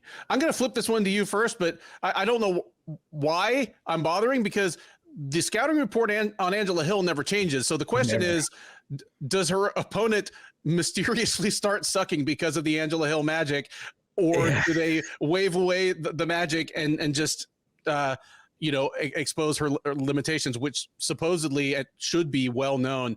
Yeah. What is it that happens here? Give me your take on this fight. There's only so many times I can, watch her newest fight and then shuffle my notes to say something different than it always said. I had added a little extra note to it, so I'll say that it changed very slightly. But this is what it comes down to: do you think Luana Pinheiro is good or not? Because if you beat Angela Hill, you're good. Like, say what you want about Angela Hill, she doesn't lose to bad fighters. No. She's a high output striker. I've said this before. She's the definition of a distant point fighter. She moves really well. She wants to keep her distance. She works behind a good jab. She has a good check left hook. She likes to work the body. She moves her head well, kind of a slip and rip striker with her counter, right being her best strike. She can overextend on punches sometimes, leave her open to counters, and kind of she'll admire her work a little bit and kind of get caught on the exits. And I said she's a distance striker, but she's either wants to be all the way out or all the way in. She doesn't want to throw out in the pocket. She wants to be in that clinch. And she's really, it's become such a safe spot for her. I mean, she battered Emily Ducote in there. She batted Denise Gomez with a clinch. She's very good at framing and blasting with knees inside or short elbows. She's not much of an offensive grappler, but this is the one thing I'll say. Denise Gomez, like, she was taking her down in her last fight, which was really surprising. She mixed in a couple takedowns in that fight. She's one of the worst defensive wrestlers in UFC history. It's why she can't get over the hump. But I shouldn't say she's a bad defensive wrestler against good fighters. A bad fighter is not going to take her down, but she was taken down against like Ronda Marcos and Claudia Gadea and Michelle Watterson, Janet Robo, Mackenzie Dern. They've all been able to get her down. But she's gotten better on the ground. She showed good, solid sub defense. I mean, she didn't get subbed by Mackenzie Dern when she spent a big portion of that fight on the ground, so that's a pretty good accomplishment. Pinheiro's a very good athlete herself. She's got good footwork. She moves a lot. She's well-rounded. She does well to dart in and out of ranges. So she's not like Hill where she's way out, working her way out, and then when she's timed to grapple, she's the one she's coming in and out, constantly in and out. A little more like a Tisha Torres style. She does well to kind of get, she wants to get into that mid-range and then kind of let her hands go. She's got good volume. I like her hand speed. I say her fast hand. She got some pop in her hands. I mean, she hurt Amanda Ribas a bunch of times in that fight, in a fight that she ended up losing. She set up her clinch really well by following combinations to her clinch. I like her dirty boxing, but when she gets to the clinch, like she lands shots, but it's ultimately to distract so she can get a moment, and she's going to use that judo. She likes judo throws, judo trips. She has these amazing, some amazing judo throws. She's one thing concerning though, and I've been in the judo realm, so I understand this. You have to understand how judo works. It's not about getting the fighter down. It's about exposing their back to roll completely through. And the best way to do that is when you step in a Horogoshi is to kick and throw yourself through it, because it's going to ultimately expose them all the way through. Kind of similar to a little similar to like a freestyle takedown where you want to roll them through and you get 1 point in judo and the match is over. So which is good and it makes exciting throws in judo. But the problem is you give up your back when you do that in MMA. But she's got a bunch of takedowns like against the Ronda Marcos fight. She's good at winning scrambles, and she's a legit submission threat. The concern I have is she is gassed out bad in fights. I mean, she gassed out against Sam Hughes in a fight that shouldn't have been competitive, and then she gassed out against Amanda Ribas. She was doing really well against Amanda Ribas until she hit a wall. So this is a really fun fight. Both are good strikers from the outside. I think Hill's more technical, but Pinheiro probably hits harder. The clinch game should be really fun where Hill, if she's in the clinch and she's the one on the offense, she's looking to land strikes in there. While Pinheiro, if she's in the clinch, she's looking for some takedowns. I like Pinheiro early and I like Hill late. I think Pinheiro can land a few takedowns and win the first round. I see Hill kind of coming on late in the third round. It kind of comes down to that second round. And then it comes down to, can Hill get a finish if she loses the second round? I'm going to say Pinheiro wins the second round, and Hill can't get that finish. It's really close. They have moments. Maybe the second round's competitive where it's a little debated. I'll say Pinheiro wins. I say she shows that she is good, and she beats Hill by a split decision. Yeah, I like the breakdown there. One thing that's worth mentioning about Hill at this point is that she's 39 years old, and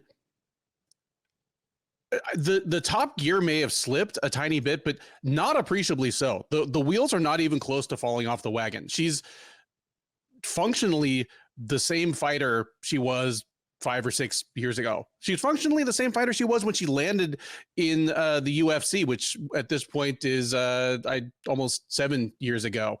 I mean, she's made. There are slight different wrinkles, but what I'm saying is like the athleticism, the durability, none of that seems really to have suffered. That's pretty remarkable. Strawweight is not a weight class that's traditionally kind to women as they push towards 40. Like even Hill's teammate and bestie, Jessica Penne, had like an interesting like little gasp of success there as she got close to 40, but then the fun ended pretty quickly. The fun doesn't seem to be ending for Angela Hill. The fun and the frustration for those of us who followed her for a few years. I like what you mentioned about Yeah, I think if Hill had her way, like in her mind, the perfect fight would just be this elegant Muay Thai out fight where she's just outlanding her opponent. I think she knows she's not a huge power hitter, but just, beating her opponent with volume, giving more than she takes. And she does well when she gets that kind of fight, but she's turned surprisingly stout in the clinch. Like if you're either someone who thinks the clinch is their sweet spot and you come in expecting that, like Loma Lookboonmee, or you're somebody that's shorter than her and you need to get your hands on her to take her down, like Ariane Carnelossi, she's going to give you a miserable night. There's a possibility she does some of that to Pinheiro, but Pinheiro's bigger and stronger than both of those women, and has the judo background, which makes her a little different feel in the clinch than, a pure Muay Thai striker like Loma. I'm with you. And I've gone back and forth on this one because this is exactly the kind of fight where Hill could just kind of freeze Pinheiro and win a miserable fight over her. But I am leaning towards the slight upset here. I think this is our only unanimous upset pick so far, and it's not a huge upset, but give me Pinheiro to win 2 rounds out of 3 in a nail biter as well, where all 3 rounds are individually very close. Bantamweights take the cage now as Adrian Yanez looks to right the ship against Vinicius Salvador. Yanez, the 30-year-old Texan, Houstonian, 16-5 overall. He is 5-2 since joining the UFC out of season 4 of Dana White's Contender Series. 5-2 is the good news. The bad news is that he won his first 5 right out of the gate, and since then has amassed the first losing streak of his career, and both of them by stoppage. He got knocked out in the first round by Rob Font last April at UFC 287, came back in October at the Yusuf versus Barboza fight night and got his legs sawn off in the second round by Jonathan Martinez. He'll look to snap that losing streak, maybe start a new winning streak against Salvador. Salvador, 27-year-old Brazilian, 14-6 overall. 0-2 in the UFC since joining out of season 6 of the Contender Series. So, still looking for his first UFC win here. He fought twice last year, losing a unanimous decision to Victor Altamirano in March, then another unanimous decision to CJ Vergara at UFC 291 in July. So, Salvador, this is his 3rd UFC fight. It's his 3rd straight fight against the Texan. He is not favored to have his luck change against the Lone Star State, as Yanez is minus 350, Salvador plus 275. Also worth noting that Salvador is 0-2 in the UFC, both of those fights at flyweight. He missed weight against Vergara, and he's moving up to bantamweight to meet Yanez in reaction to that. One thing I know based on this matchmaking is that the UFC has not cut bait on Adrian Yanez yet. Yanez 18 months ago, after the kind of like weird grudge match against Tony Kelly, he was 5-0 in the UFC. He was a sensational, slick-looking boxer that was either knocking people out or, the one exception, he had like a fight of the year contender against Davey Grant. And if not for the presence of Sean O'Malley, he might have been kind of the hip up-and-coming prospect in the entire division. That has come to a crashing halt. I mean, Rob Font really just busted him up in half a round in a way that Rob Font had not done to anybody in quite a long time. And in a realm where, he basically beat him in a straight up boxing match, which, that's Font's best skill, but it's also Yanez's best skill. And he was supposedly much better and much more versatile at it. Yeah. And we've seen Font get beat up in the boxing. Josie Aldo beat him up in the boxing. Yeah. Mm-hmm. And then against Jonathan Martinez, we always knew that Yanez, as one of the more pure boxers in the division, would be susceptible to a great leg kicker. We might not have realized how susceptible. Just Martinez went to it early, went to it often. it was a little discouraging that Yanez didn't really seem to make many adjustments within rounds or between rounds. Plenty of people, I'm sure, jumped off the Adrian Yanez bandwagon last year. Could not blame any of them for doing so. And if the UFC had matched him against another up and comer, of similar stature who came in favored against him, that might be an indication that the UFC matchmakers were feeling the same way. Instead, they're matching him against someone in Vinicius Salvador that, okay, he's better than his 0-2 record in the UFC indicates, but if Adrian Yanez still is as advertised, he should be tailor-made for Yanez to look good against. Salvador always was a big flyweight. I mean, he's going to be taller than Yanez. Obviously, he missed weight against CJ Vergara, so he was too big for flyweight. He's got a ton of knockouts, and he is a pathologically aggressive guy. I think you even mentioned it off the top. Like, Salvador is a wild man. Like, not necessarily wild in terms of throwing wild techniques, just more of throwing a basic repertoire of techniques wildly. He's extremely aggressive.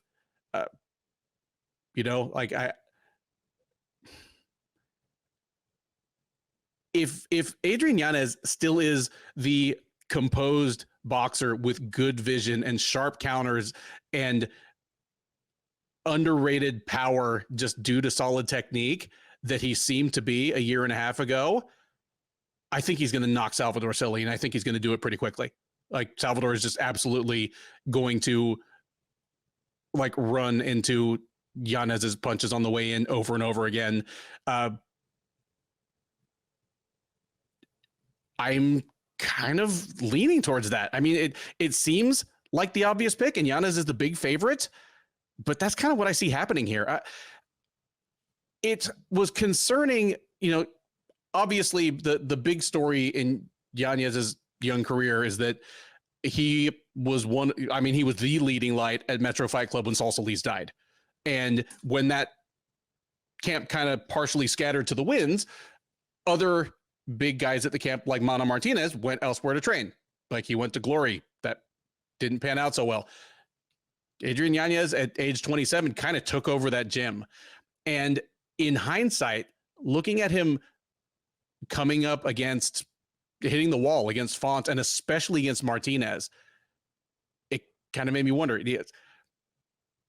is shouldering a pretty big MMA gym, because Metro Fight Club is big. Like, you go to local events down here and there'll be a third of the fighters on the card. Like, it is a large gym, and just in terms of how big it is, like, was it preventing him from focusing too much or focusing enough on his own fights? Is that the reason he had trouble making adjustments in the Martinez fight? Just, was there not someone to do that kind of tape study for him and drill him through what Martinez was going to do to him?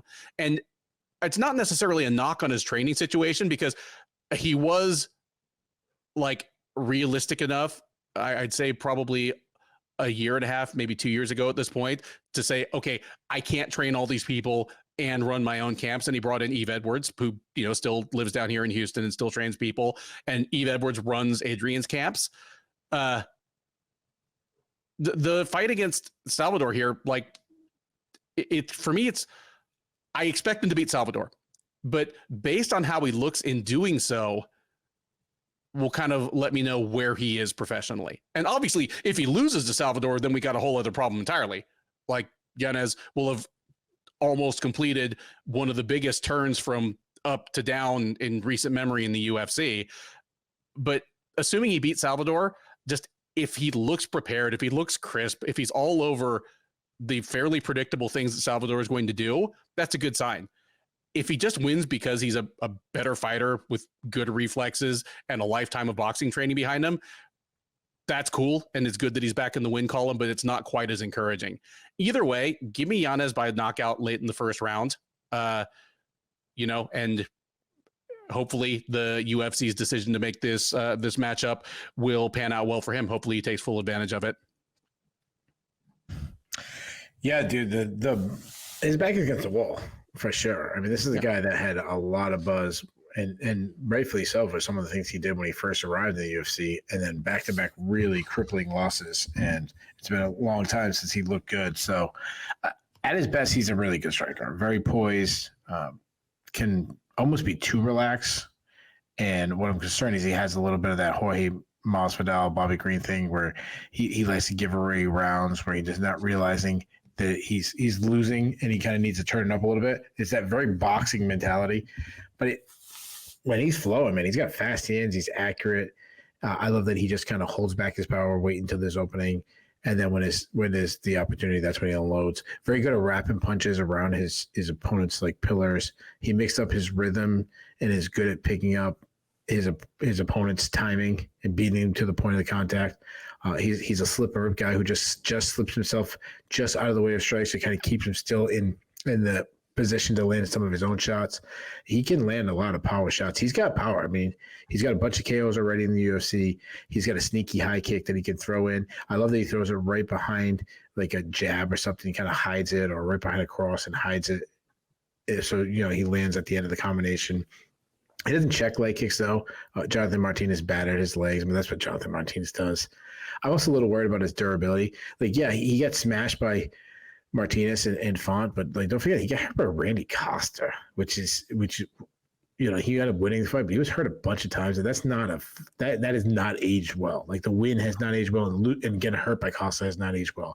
He's a weak offensive and defensive wrestler. Is definitely not his game. But to his credit, he's hard to hold down. The best wrestler he's probably ever faced was Miles Johns, and Miles Johns kept taking him down, but he actually struggled to get him there. He's a BJJ black belt, but he's not much of a submission threat.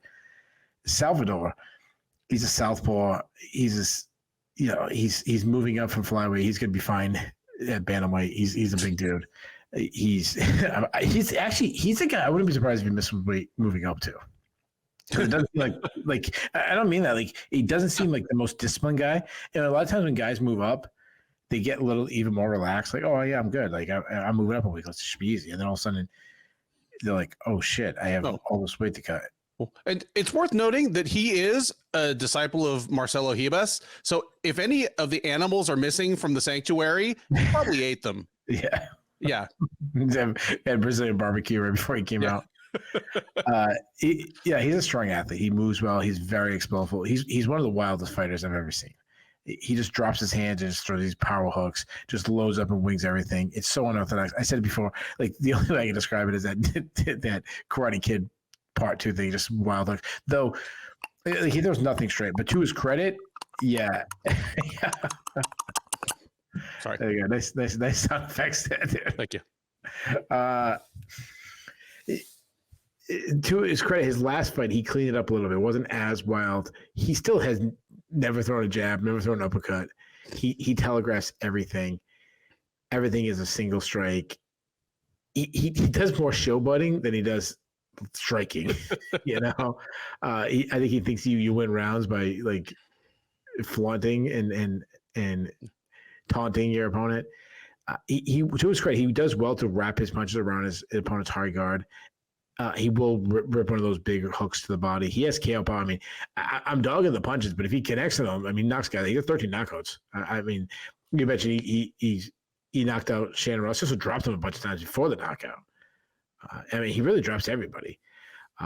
Even when he's slowing down, he still can get it. I've seen him get knockouts when you think he's gassed. He does these stupid, weird capoeira style kicks that really don't work. I like that he does step in knees though. But he'll also throw like a flying knee because again he wants to entertain more than win. His striking defense just doesn't exist. He stands right in front of his foe, throwing wild hooks, doesn't block it, doesn't move his head, leaves himself open to counters. When he does try to move his head, he does this Anderson Silva, go back to the fence and try to dodge punches. And I've said this about him before. He's not Anderson Silva. There's a reason why Anderson Silva did it. Muhammad Ali did it. There's a reason why these are the best of the best of the best of the best who can do it. The regular guy can't do that. To his credit, when he gets in the clinch, he can use his size well there, but he is not much of an offensive wrestler. He's a weak defensive wrestler. He needs to improve his get up game. He struggles to get up. But one thing I'll say about him, I said he slowed down in fights, but despite having this insane style with these huge hooks and spinning things and flying things and showboating, he has good cardio. Like he can maintain that for majority of the fight, and moving up in weight should probably only help. I only see Salvatore having puncher's chance though. Like this, Yanez is so much faster. He's so much more technical. He's so much cleaner. He has so much more variety in his striking. Yanez needs this. Like, if he loses this one, it might be cut time. Like it could be that bad. Instead of he'll definitely be on the Bears list. Oh. A lot of pressure's on him.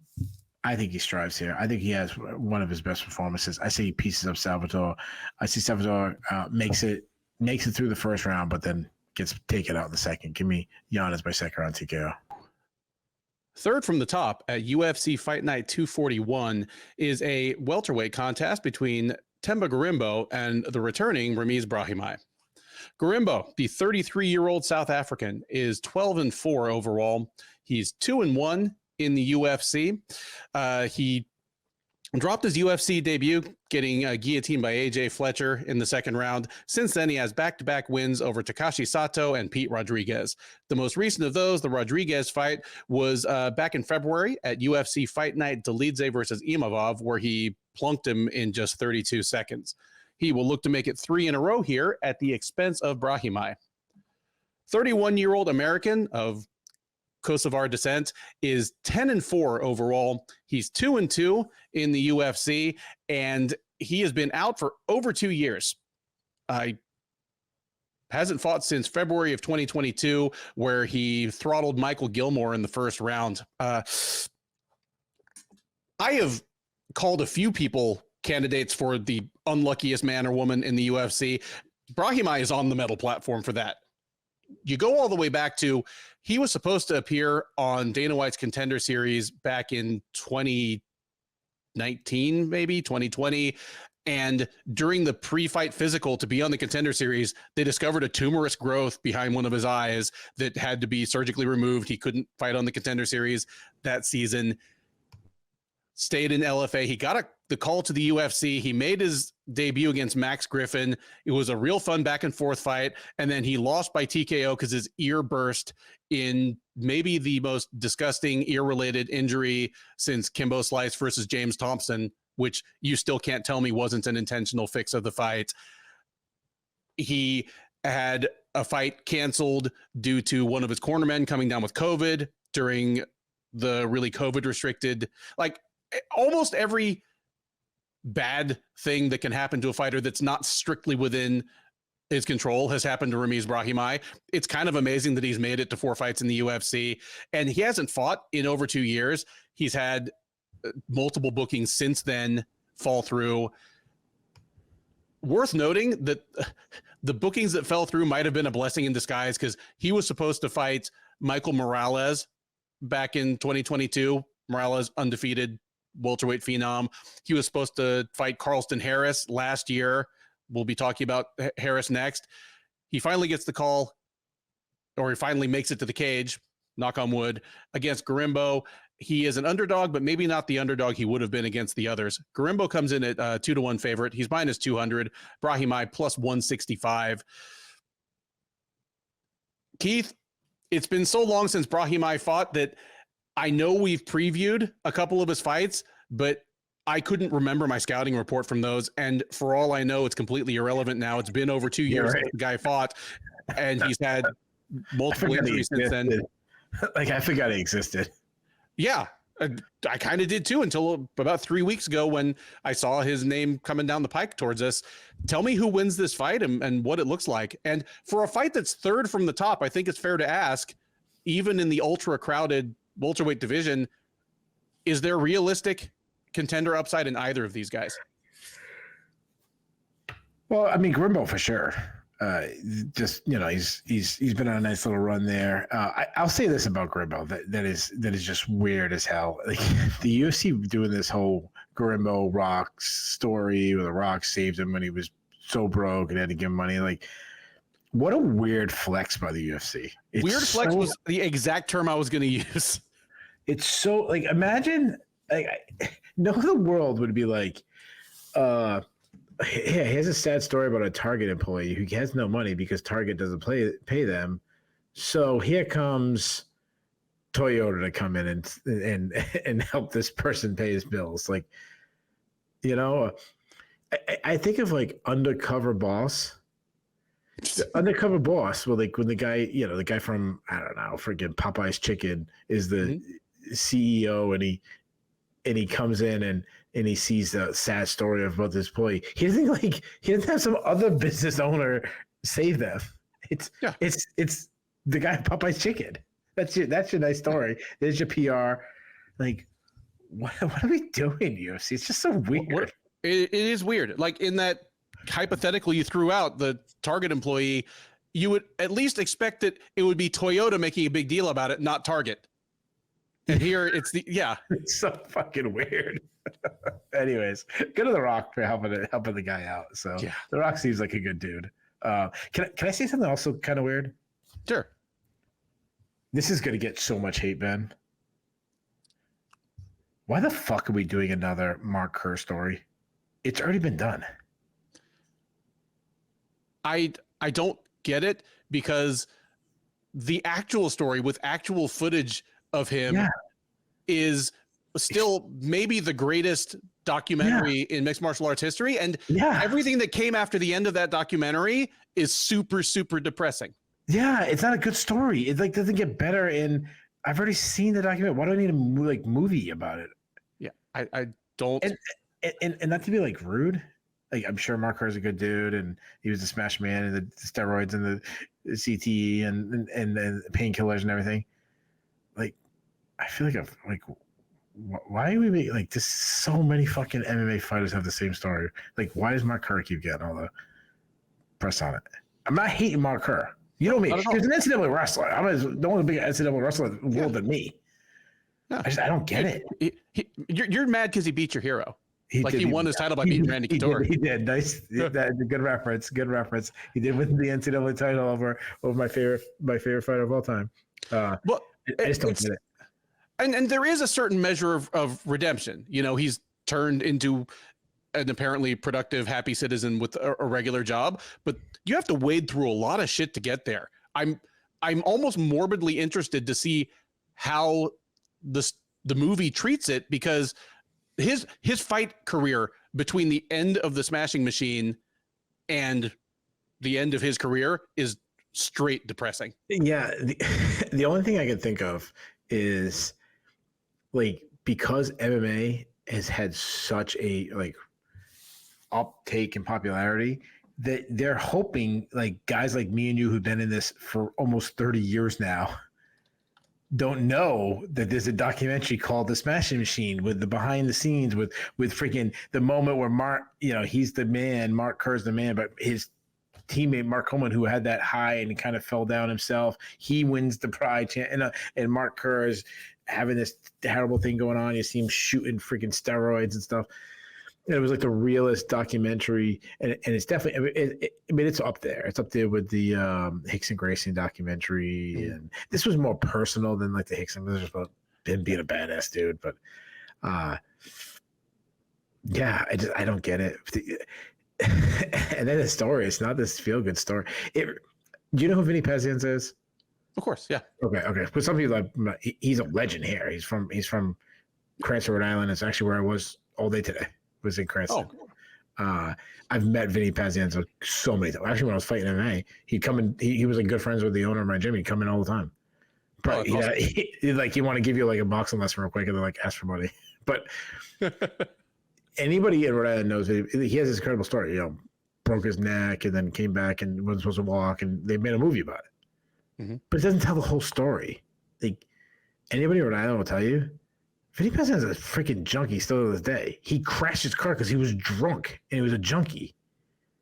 He's still a junkie. They were filming the movie and he got banned from the own set himself because he kept showing up trying to like shake down the producers for more money and shit, the directors. I'm not saying Mark Kerr is that point, but the point is like he's still hung on in MMA in this match machine way longer and was just lost and looking crazy fat. Like what he looked like he was 400 pounds, and especially because he was at one point was the like specimen, and then the steroids, and looked like Scott Steiner, you know, at his peak. Till yeah. Looking like King Kong Bundy. Yeah, exactly. Anyways, I don't know where we went. Well, it was a whole Rock because the Rock's still the movie. And I'm sure it'll be fun. I'll still watch it because I'll watch it. I watch freaking Roadhouse. I won't watch Roadhouse, but I will watch. You're missing out, man. That's Oscar worthy. I'm assuming the Smashing Machine will be a better movie than Roadhouse. If by Oscar you mean like the Sesame Street character that lives in a garbage can, I can believe that. Or your boy Oscar from Mac Life, who was catching catching Derek Lewis's cup. What's his Oscar Willis, right? Willis? Yeah, Oscar Willis, yeah. All right. He's a long and lengthy fighter. But it's funny because you look at him and you instantly go, outfighter, distance fighter. That's not how he fights. He really isn't. He's a good striker, but he'd rather get down in the pocket and brawl. He loves throwing like wide hooks. He's got pretty quick hands. He's got a good kicking game. That's where he throws his distance. It's his kicks, but inside he's throwing haymakers. He can wrestle, though often he'll dive into his opponent's legs without much of a setup. But if he's on top, he's got really good control, almost stalling on top. But when he lets his hands go, I like his ground pound, and he's got a submission threat because he got those long arms. He backpacks really easily with those legs. He got 6-ups. Brahima. Yeah, I forgot this guy, not just fight. I forgot he existed for a long time because he's been out so long. What we've last seen of him, he can fight from a high guard defense. He does well to slip his head off the center line. Decent jab that he uses to set up his power shots. He really steps in on his punches. I liked his straight right that he was landing against Max Griffin like forever ago. The big issue is he has low output. He tends to telegraph his shots, make it easy to avoid if you have any kind of good footwork. Someone like Grimba's length would be, he'd be easy to avoid because of his length. He struggled to land on Griffin due to, Griffin was constantly moving on him. He also was getting beat to the punch by Griffin. He was rocked. And if you remember that fight, that's when his ear exploded. And Griffin, I remember that his ear was like dangling down. Yeah. He's got okay entries, though he doesn't really send him up. He kind of has that like get in shooting entry range, and he kind of has like the snatch Damian Maia single style. Glover Teixeira is also similar. He is a submission specialist. He's competed in some really high BJJ competitions, and he's got 9 wins all by way of sub. That's his world. I'm gonna go with Grimbo. He's got the length, the size. I still think he's probably the better striker. I think he can land from the outside if he really does that. But if not, I think he's gonna win the takedowns. He's going to have to avoid some submission attempts by Brahima, and I think Brahima will toss him up, but I still think Grimbo's going to control on top. Give me Grimbo by decision. Yeah, after all the crap that he's been through over the last 5 years or so, since before he even got to the Contender Series, let alone the UFC, I would love to see a feel-good story out of Ramiz Brahimaj. I think at his best, he may not have top 15 upside, but he's a whole lot of fun and brings kind of a different look and different skill set.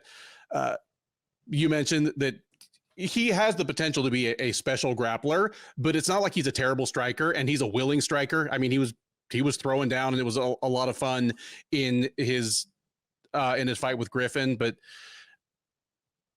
yeah, there are a couple of problems. The health problems that have kept him on the shelf for over 2 years. You wonder if that's taken something out of him.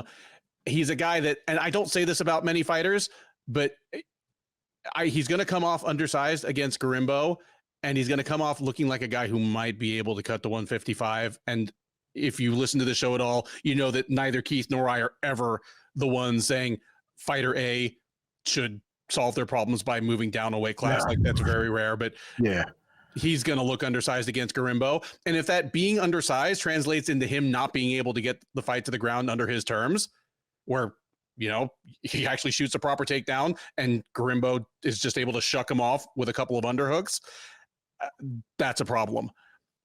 Also, hindsight is 2020, but even when he was in the UFC for that 4-fight run, he lost competitive fights to Court McGee and Max Griffin, who are decidedly kind of middle of the road welterweights. And the two guys he beat are two of the lower level people that have been through that division in the time that we're describing here, in Sasha Palatnikov and Michael Gilmore. Like, he may just not be up to this. I hope this isn't his last gasp, but I'm with you. Give me Garimbo to win a fun fight here, but I think he does bust up Brahimaj a little bit on the feet and probably punishes Brahimaj for his takedown attempts. If we see Brahimaj resorting to real low percentage stuff like guard pulls and leg lock attempts, we'll know that it's bad news and Brahimaj needs to retool and, you know, maybe change weight class or something similar. I don't know, but yeah, give me Garimbo to win this one in pretty straightforward fashion. I was thinking, like, who would be a better MMA movie right now if they want to do like a biopic on somebody? I know his career is not over, but wouldn't Francis Ngannou be a much better story? If you want an inspiring story, yeah. Like everything. Yeah, sorry to interrupt. I'm sure there's way many guys that people could put in the chat that would be compelling. I mean, I know they did a Lee Murray documentary, but you could do a Lee Murray movie. Yeah, you could do a Lee Murray movie. Like Ngannou, just like from the Cameroonian sand mine to being homeless in Paris to being UFC champ and the best heavyweight in the world to going head to head with the UFC and winning the staring contest. And nobody wins the staring contest with the UFC. It'd be a hell of a thing. And you could end the movie with him going head to head in boxing and losing a split decision. Very Rocky one, knocking down Tyson Fury and losing the split decision. That literally is Rocky. Then many people thought he should have won. Yeah. There you go. If you wanted a depressing tale of an old school fighter going through harrowing times and getting a little measure of redemption at the end that maybe doesn't give enough payoff for all the shit you went through, go back and watch The Smashing Machine and check out the Rico Rodriguez little bits in there. And dude, all you need to do is pivot and go follow him for the next 15 years. Oh, Rico. Remember when Rico was on that Celebrity Rehab and he why he was on Celebrity Rehab? Because he crashed his fucking car, got out of the car, and dragged his unconscious girlfriend into the driver's seat. Yeah. Because he was like, his license was suspended. Yeah. When the people in rehab are like, dude, you're fucked up, dude. Yeah. For the comments, do this. Give us one person who you think MMA fighters should have a story told about him in a movie, and two, who should play Francis Ngannou in a movie. Like, who would be the actor? I don't know. Who's a big freaking jacked up black guy? Who's like? I mean, Michael B. Jordan could probably do it with some time in the gym. Yeah. You could make it like a not really a heavyweight. Dude, you're not even gonna get this reference because shame on you for not watching The Wire. I'll always call Michael B. Jordan Wallace. That's who he is to me. He's Wallace in The Wire. Seeing him in the Wire, like as just like this skinny kid. Yeah, like he may actually been a teenager at that. Oh, he had to have been a teenager because he's playing is like 16. Yeah, imagine going from playing Wallace in The Wire to eventually playing Francis Ngannou. You know what though? They wouldn't pick him. I just think he played freaking Creed. He played Creed. He can't do another boxing. Yeah. You know, I was just thinking of him in the Black Panther movies where he was jacked. I'm sure there's some other guys out there. I'm sure.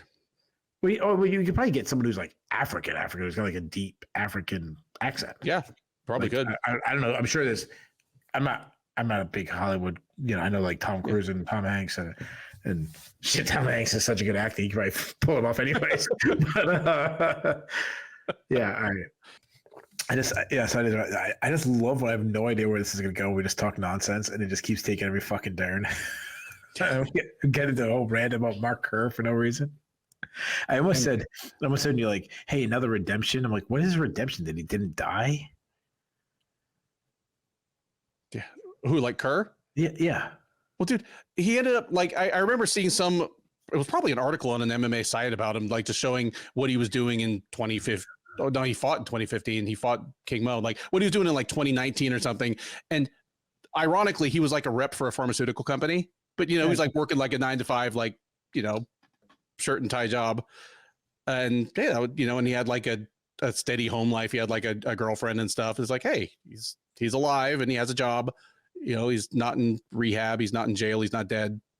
Dude, that run he made in 99, 2000, being 12-0 in MMA, right? And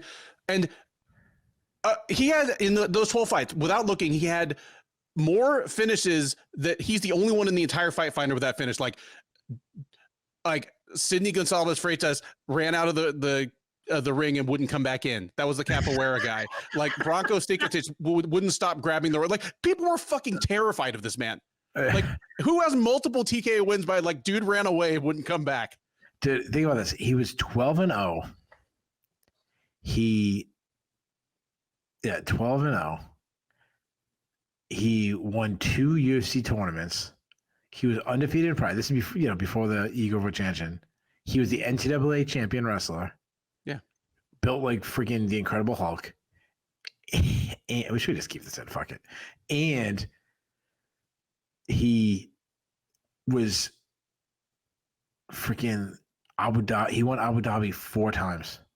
Mm-hmm. Yeah, between the absolute and the plus 90. I mean, that's pretty much the same thing. But like, and he beat, he's, until he eventually lost to Hikaru Rona in 2003. But like, 2 years later, it's like, holy Christ! Like, how? You know what? All right, fucking Rock, you sold me. We need to have a movie. All right, there you go. There you go. I'm looking Hopefully at it. they do justice. That brings us to the co-main event of UFC Fight Night 241, a welterweight contest between Kalen Chaos Williams and Carlston Harris. Williams, the 30-year-old Michigan native, is 14-3 overall. He's 5-2 in the UFC. He fought just once last year. In fact, it was almost exactly a year ago at UFC 288, where he took a split decision over Rolando Bedoya. He will look to make it 2 wins in a row and presumably look to have a busier year this year, starting with Harris. The 36-year-old Guyana native is 19-5 overall. He's 4-1 in the UFC. He is on a 2-fight win streak, fought twice last year, taking a unanimous decision over Jared Gooden in March, and then coming back in August at UFC on ESPN, Sandhagen versus Font, and choking Jeremiah Wells all the way to sleep. He's looking to make it 3 in a row, and even at age 36, continue to be a person of interest in the division. This is one I'll quiz you on. Your favorite is -140. Your underdog plus 115. Who are they, Keith? This is a tough one. Carlston Harris is a favorite? You've been solid so far, but this one, Williams is the favorite. Chaos Williams -140. Carlston Harris plus 115.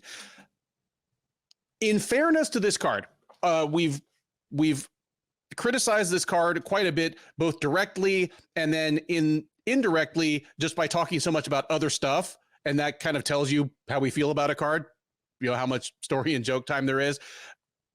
This fight is better than it's going to get credit for, and the fighters in it are better than they get credit for. Dude, that's so hit. That is so spot on. Not to interrupt you.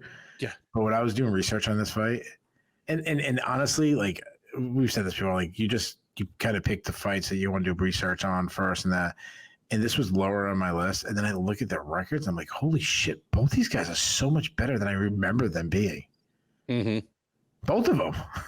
Both of them. That's and the line is close enough and tight enough that for the first time tonight, you got the line wrong, and I understand why, because everything about it feels like a pick'em.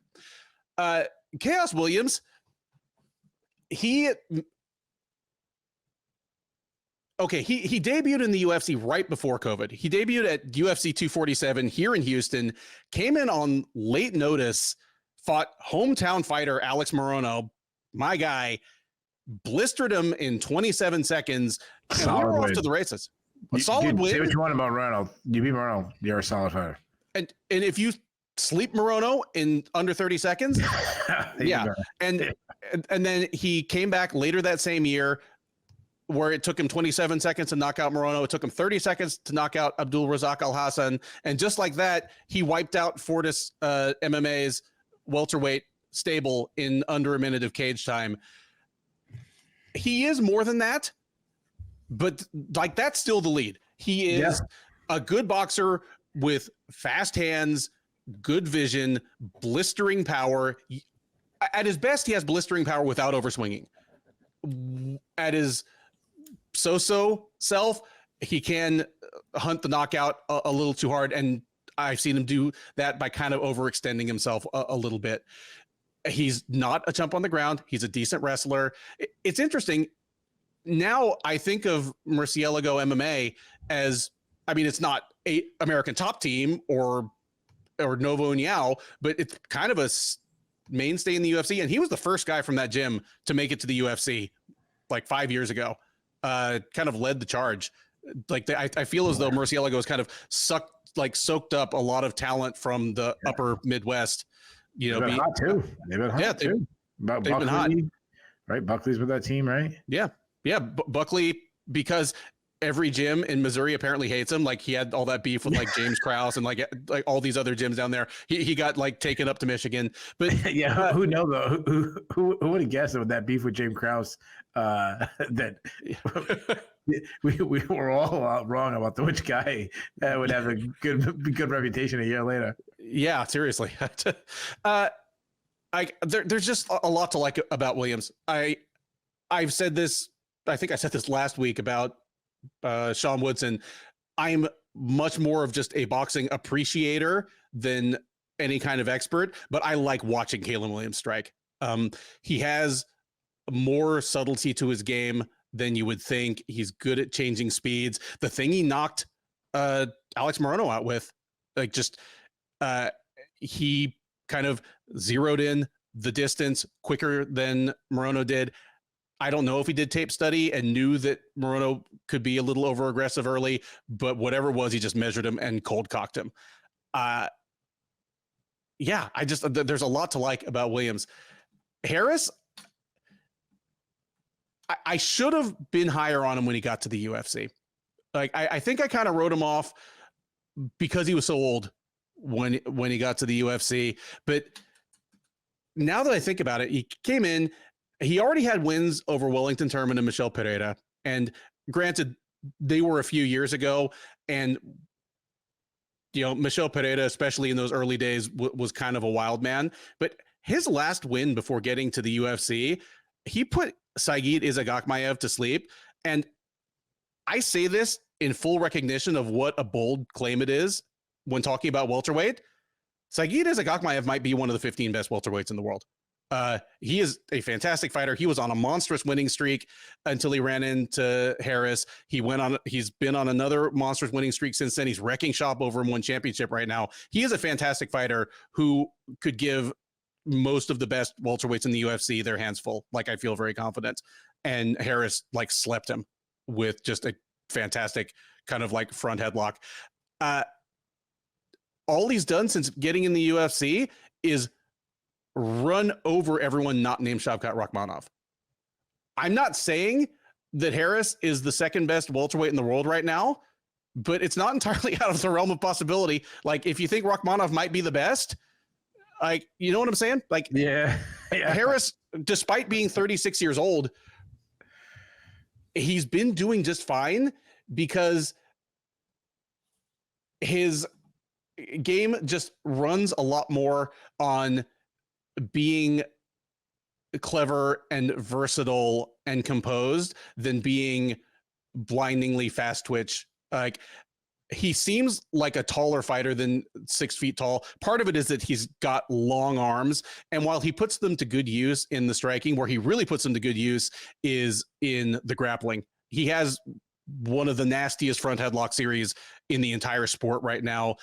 And you can see that as you run down and you see all the guillotine, anaconda choke, Bravo choke submissions he has. He uses those long arms very well there. I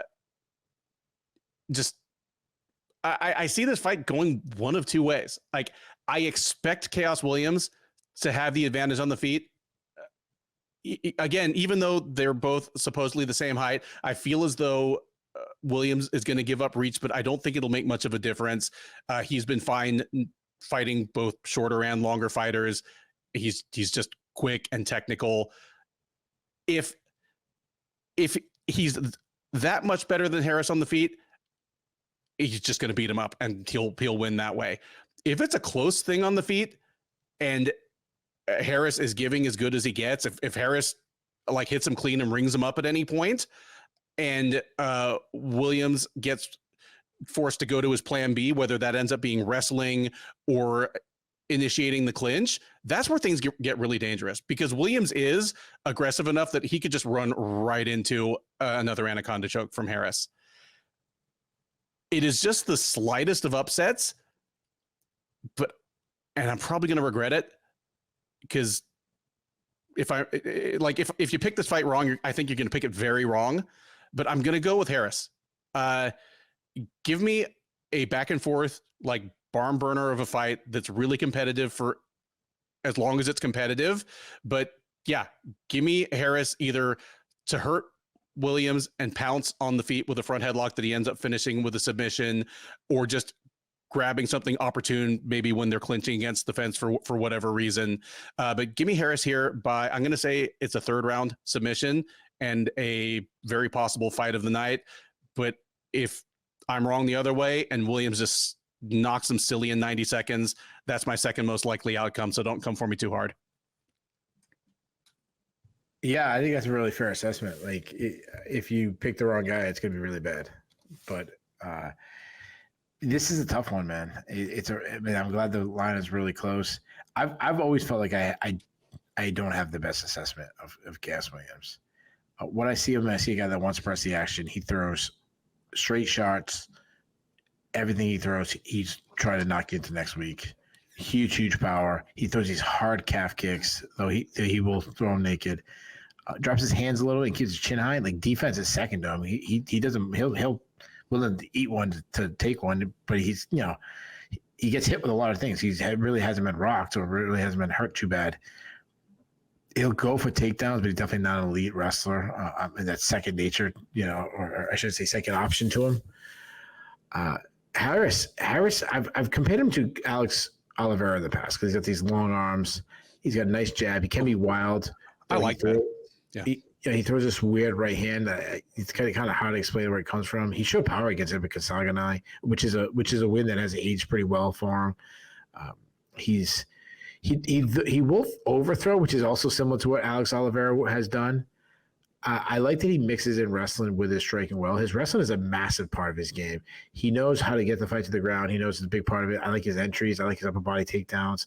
He's got a good top game, works to advanced position. You mentioned his whole, front headlock. He likes Darce chokes and anaconda chokes. Not the best defensive wrestler, but to his credit, he's gone deep into fights and hasn't slowed down. I really have no clue on this fight. I don't feel like I have a good read on either guy, especially Chaos Williams. Both guys can wrestle. Both guys can hit hard. I think Williams definitely hits harder of the two. If it's mainly a striking battle, I definitely would favor him.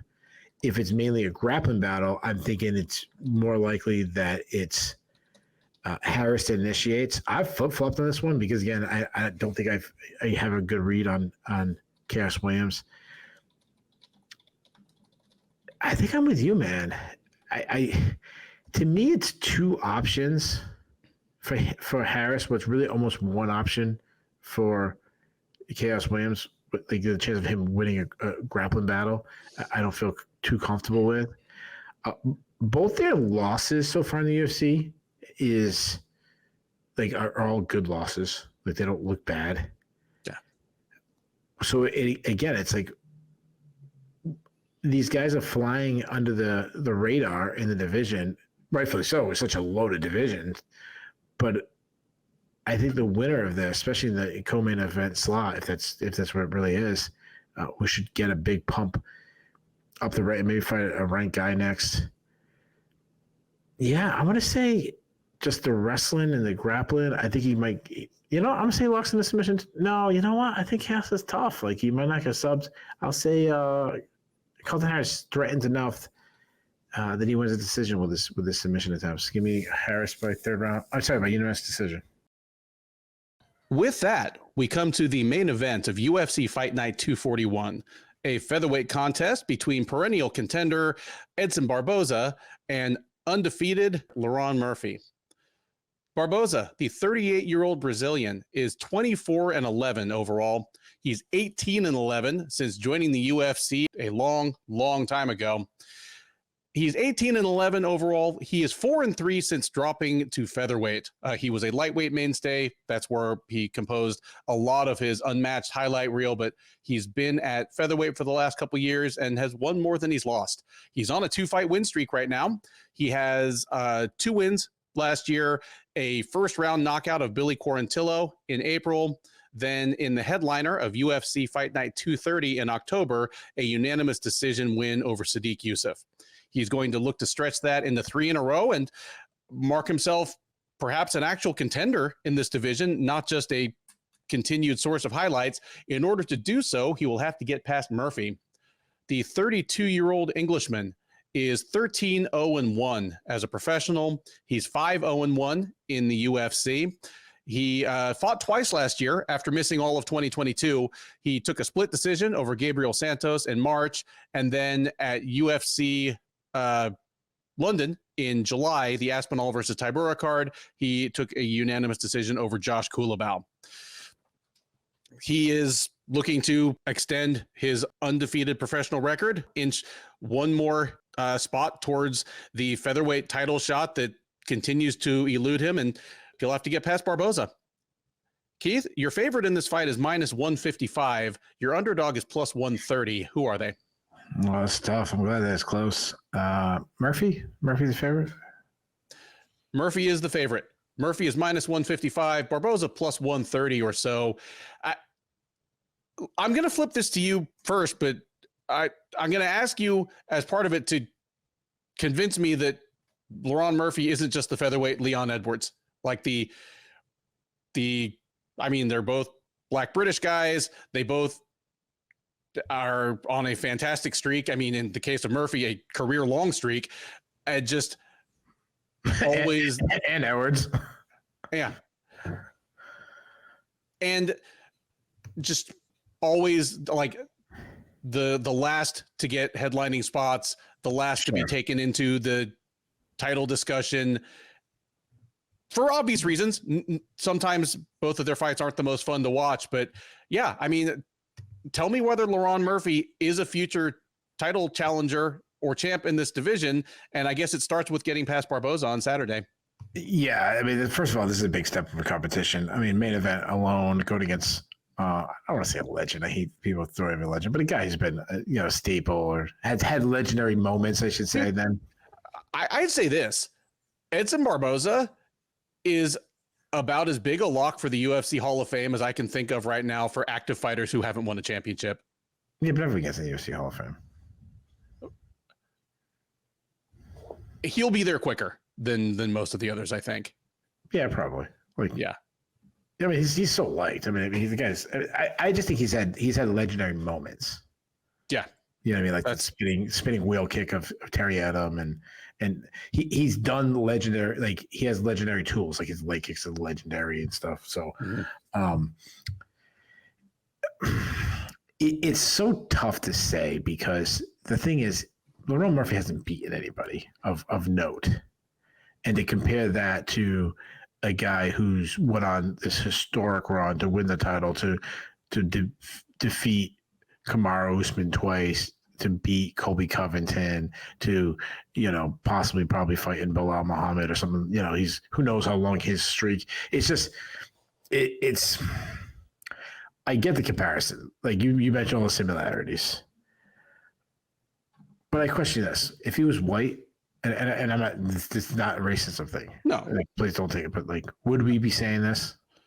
Would the comparison be there if he was just British? No, we'd find a boring white guy to compare him to.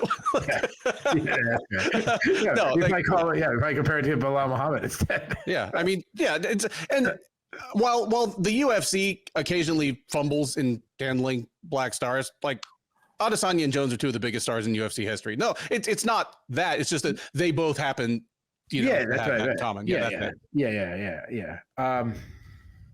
So could he be? Maybe he's more like the Mark Jacasey of featherweight. Yeah. You know what? That's actually not a bad comparison either. Like where their wrestling is quite the best pool, like their fights are boring as shit. yeah. That's not a bad comparison at all. It, you know, you come back to me a year from now when he's beaten Barbosa, then he fights another big name, he beats them, and then he's going on a streak where now he's like sitting on the the lower level of the top 15. I think that's a little more fair comparison. But he's still. I mean, how many wins? Like, how many wins is he on right now? You said like it's 5 wins in a row. He drew with Sabaira Takugov in his debut, and he's won 5 straight since then. I think he lost that fight, but anyways. And okay, one last thing. I'm interrupting you this time, but good, please do. You can argue that his competition has kind of slid down because Ricardo Ramos and Douglas Silva de Andrade might be tougher fights than Gabriel Santos and Josh Kulabau. Like.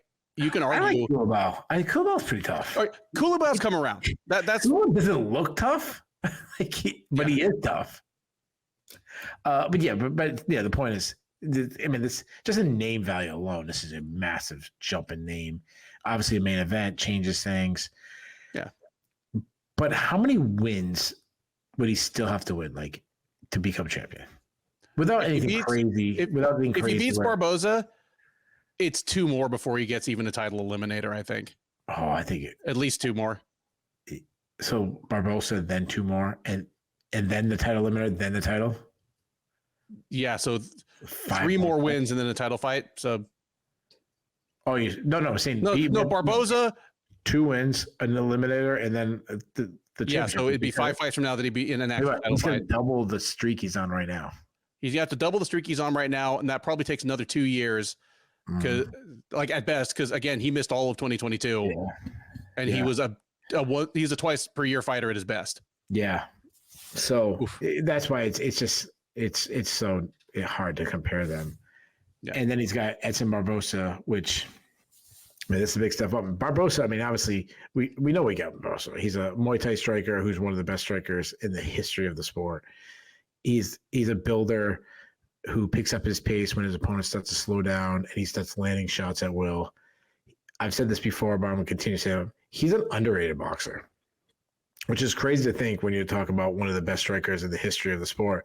But that's because his kicks get so much credit. People forget about his boxing. He's explosive. He's got fast hands. He's got a great jab. His left hook to the body is one of the best strikes in MMA. His right hand flattened Americani twice and knocked Shane Burgos out. He's got power hooks, step in left hook. He's got good power, and he's one of the greatest kickers in the history of sport. I mean, we've done Mount Rushmores, and he's on it. Kicks to the body, legendary kicks to the legs. He's added in step in knees, which is so much fun and such a good thing when you're trying to pressure him. But the way of the victory over Edson Barbosa, for a guy who's been as successful as he has, is probably as clear as anybody who's reached that peak. Mm-hmm. And it's to pressure him. He hates pressure. It's the classic crowd the kicker. Can you do that though? I mean, you're going to come in, you're going to eat a knee coming in, you're going to eat hard kicks, you're going to eat jabs. Are you willing to take that? What is, you always say the price of admission? Advertise the price of admission. Yeah. Like, you know what the price is to go to Rolling Stones concert. Yeah. If you want to buy $300 ticket, you want to pay $300 to get nosebleeds? That's what it costs me to go to Rolling Stones concert. If you don't want to pay $300, go see the freaking Rolling Stones tribute bands all across the country if you want, It is what it is. Yeah. I wonder about his durability. And I know I've said this before about him. The dude's been in so many wars. Like, he's 38, and he takes care of his body, and he's not freaking eating ice cream at midnight. But what does he have left? He's taken so much. I mean, you think about the losses to Kevin Lee and Habib and Gaethje and Ducote, and like, what is he's done to him? I expect him to eventually his chin to completely fail. Like, I've said this before. When that happens, I don't know. His offensive wrestling has never been there. His defensive wrestling has never been good, and it seems to be getting worse. I mean, Bryce Mitchell took him down at ease. He struggled to get up in the past, though he did show submission defense against Mitchell, and he's always been pretty good in that area. And there's question marks about his cardio. Like he's faded past in the past, but he's one of these guys. I think he's always looked more tired than he actually is. But as he's gotten older and older, like how much can that be true? And it just starts to be that he starts slowing down. Murphy, he's a pretty good athlete. He moves well. He flows between stance pretty good. I'm glad that you keep talking about his wrestling, and I understand why. Which this comparison to Leon Edwards is probably pretty fair, where he's getting to the point where we don't talk about his striking as much. I think he's a pretty sound striker. Murphy, he's got nice output. He uses feints well. He sets up his shots with feints good. He uses shoulder rolls to avoid shots, what I'm not crazy about, but he's got a good jab. He likes to double it up. He's pretty accurate. He holds back his power and just kind of touches until there's an opening, works the body with hard hooks. He's not the biggest like puncher. Like he's not the hardest hitter in the division. He's not going to one punch guys out, but he's extremely intelligent. His feint punch to a knee, like he kind of faked, get his opponents to raise his hand and get some Marcani, and then come in with a knee was spectacular. He's got a large kicking game, blasts the kicks to the body, especially when he's in the opposite, cross stance from his opponent. Good calf kicks, and he can wrestle. I mean, he's gotten a lot of takedowns. He's a submission. He almost caught Ducote in a guillotine, which is really good. Though I almost call him a submission threat, though he doesn't have a submission win. I mean, he threatened with a submission attempt, I should say. If he's on top, he's really good. Control, ground and pound. I mean, he knocked out Hikaru Hamos with ground and pound. He needs to improve his takedown defense a little, though. One big thing about it is the way he defends. He defends with pillars, which kind of raises your hands up, but also obviously opens up your legs for takedowns. Tukagov took him down a lot in that fight. Americani actually took him down early in a fight that he won fairly easy. But he showed against Gabriel Santos a much better get-up game when Santos took him down, though he did slow down a little bit in some fights. And this is his first 5-round fight. Can he handle a different pace, and does he come out too strong, or does he try to pace him too much and he loses rounds? Like, who knows? So I think it'd be super smart of Murphy to turn this into a wrestling match. But if Barboza's chin is gone, Murphy could also catch him with a shot and have that big moment, big knockout over a legendary guy. But Murphy also likes to kick. And having a kicking battle against Barboza, even at this point of his career, probably wouldn't be the wisest thing. I think we might have a war. I think both guys got to land big shots and have moments. I think Murphy might get a takedown or two and kind of win some rounds. I think Barboza could be done as a top guy. But I'm going to say not yet. I'm going to say he's got a little bit left in the tank. And I'm going to say he's got one more battle left in him. I think he might land some stuff. I think he's going to, maybe stuff a takedown a little later and then start landing some shots, start opening up some kicks, start hurting to the body. Take away some of the power of Murphy with kicks. I'm going to say Barboza finishes them. I'm going to say between a accumulation of kicks and knees, Barboza shows that he still has it. Give me Barboza by 3rd round TKO.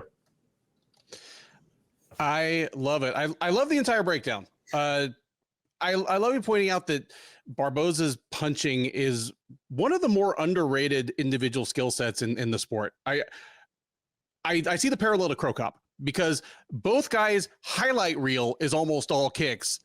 And because of that, it belies the fact that they throw beautiful punches and the two really feed off each other. Like like if you expand both guys' best moments from just the highlight GIF and just drag it out, like you think of Cro Cop like a head kicking Vanderlei Silva in Pride. What set that up was a gorgeous like left punch and then left kick to the body and then went upstairs. That's right. If you watch 10 seconds instead of 3, you're like, oh, this guy is maybe the best complete striker in the sport. It's similar for Barboza. Like I love you putting that out there. And the whole advertise the price of admission thing, which again, always credit to Lorosenko for being the first one that I heard say that, but it's just a beautiful way of putting it. Barboza is still not a great defensive wrestler. No. He still doesn't love being put on the back foot, but he has gotten better at not just advertising, but like actually raising the price of admission. You look at his early losses. Like Biden deflation right there. Yeah. There you go. I'm sorry. Like, I'm a little silly on this episode. I apologize. No. You look at his early UFC losses where Jamie Varner and Donald Cerrone both got him to the ground easily, and then Varner pounded him out. Cerrone choked him out. And Varner was a good MMA wrestler. Yeah, very good. Yeah. But those entries... At that time, he was very good. Yeah. Those entries and takedowns that those guys got on him would not work on the 2020, at least the 2023 version of Edson Barboza. Both those guys would have either been grabbing at air or would have run straight into a knee. He's gotten better at it. He's still not great. Once somebody actually gets on his hips, I mean, you pointed out Mitchell really kind of ran a clinic on him. Mitchell has an underratedly good takedown game, but yeah, just Barboza is still super, super sharp at this point. He's 4-3 at featherweight, and his featherweight debut was that split decision against Dan Ige that, as much as I love Ige, I thought Barboza won the fight. I agree that Barboza, it's all going to fall apart at some point. He's already defying nature. He's another guy that he didn't look like he needed to drop in weight. In fact, thank goodness nobody cares enough about me to capture this and play it back at me. But I remember when he dropped to 145 saying he should move up to 170. Like, he already looks like a piece of jerky on the scale at 155. Move up where your speed advantage is going to like click up another notch. But no, he's been more than fine at 145. True. And the power. I was there when he killed Shane Burgos, and it was one of those trank dart knockouts where it took Burgos's body like 3 seconds to realize that his brain was gone. You had to run out of Shane Burgos. You had to run out of there before you became a witness, and the cops are getting your name and information. Exactly. Yeah. That was the same night that Andre Muniz snapped Jacare's arm. That was a gory night of MMA. Anyway, and that was Shane Burgos, like a guy whose whole MO is just taking the worst that a guy can throw at him right on the chin and throw him back. Same with Billy Quarantillo. Quarantillo seemed to be a guy kind of tailor-made to give Barboza a tough night. You know, he walks through damage, he builds as the fight goes along, and his takedown game gets exponentially better as his opponent gets more tired. Yep. Not if the fight's over in 2 minutes. I don't think he's going to zap Murphy in 2 minutes, but I like just how clearly and confidently, I don't know how confident you felt, but how clearly and confidently you just called for Laurent Murphy to take the first loss of his career, at least the first official one. But I'm kind of with you. If Barboza has really, really aged since the Yusuf fight, if everything's caught up with him at this point, if Murphy is getting takedowns easily, or the threat of the takedown is making Barboza shy about kicking, if Barboza is like backing into the warning track over and over again, I will know that this pick is wrong within the first 3 minutes. But I'm with you here. Give me Edson Barboza to just pull out one more vintage performance. You have him by knockout. Under other circumstances, I might not. And ironically, I don't think I'd pick the knockout, even a 3rd round knockout, if this was a 3-round fight. But I think it being Murphy's first 5-round fight at the UFC level, and Barboza, meanwhile, having had many of them, is going to play into this as well. Give me Barboza by 4th round KO, where Murphy has had surprising difficulty getting Barboza on the ground and has had surprising difficulty kind of corralling him, much less doing damage or threatening submissions when he gets him down. Yeah, one more fantastic performance for Edson Barboza. Maybe one more moments for the at least legendary highlight reel. If we're going to hesitate to call him a legendary fighter, at least one of the greatest highlight reels in the history of the sport. Barboza by round 4 KO is my pick. And that is it. The Sherdog Radio Network preview for UFC Fight Night 241, also known as UFC Vegas 92. I've been Ben. He's been Keith. If this is your first time watching or listening to one of our previews, first of all, apologies. This has been a weird one. A relatively low stakes card. We kind of, we take off the shirt and tie and get a little weird. But hopefully this is the you got card. Yeah. we just said fuck it. Dewey just said fuck it. But nonetheless, hopefully you found that some actual analysis here, some well-reasoned picks for these fights. Please do like, subscribe, drop us a comment. If you enjoyed this, great. If you think we're a pair of goofballs, let us know that too. If you differ from our take on any of these fights, let us know. If you're right and we're wrong, which does happen, we will give you all the credit on the recap. Speaking of which, join us for the recap. We're live on the Sherdog YouTube page right after the main event. Keith takes the captain's chair. We'll run down all these fights, talk about what was good, what was bad, what was surprising, what was controversial. There's always something. Talking about what's next for some of the notable winners as well as losers, and talking with you. The live chat is open that whole time, so we're taking your questions, your comments, and your hot takes in real time. We have a growing community of friends that hang out with us after the fights. It's both of our favorite part of our job here. We would love for you to join the party. Between now and then, thank you once again for listening. Happy Mother's Day. Enjoy the rest of your week, and by all means, enjoy these fights. To the sea.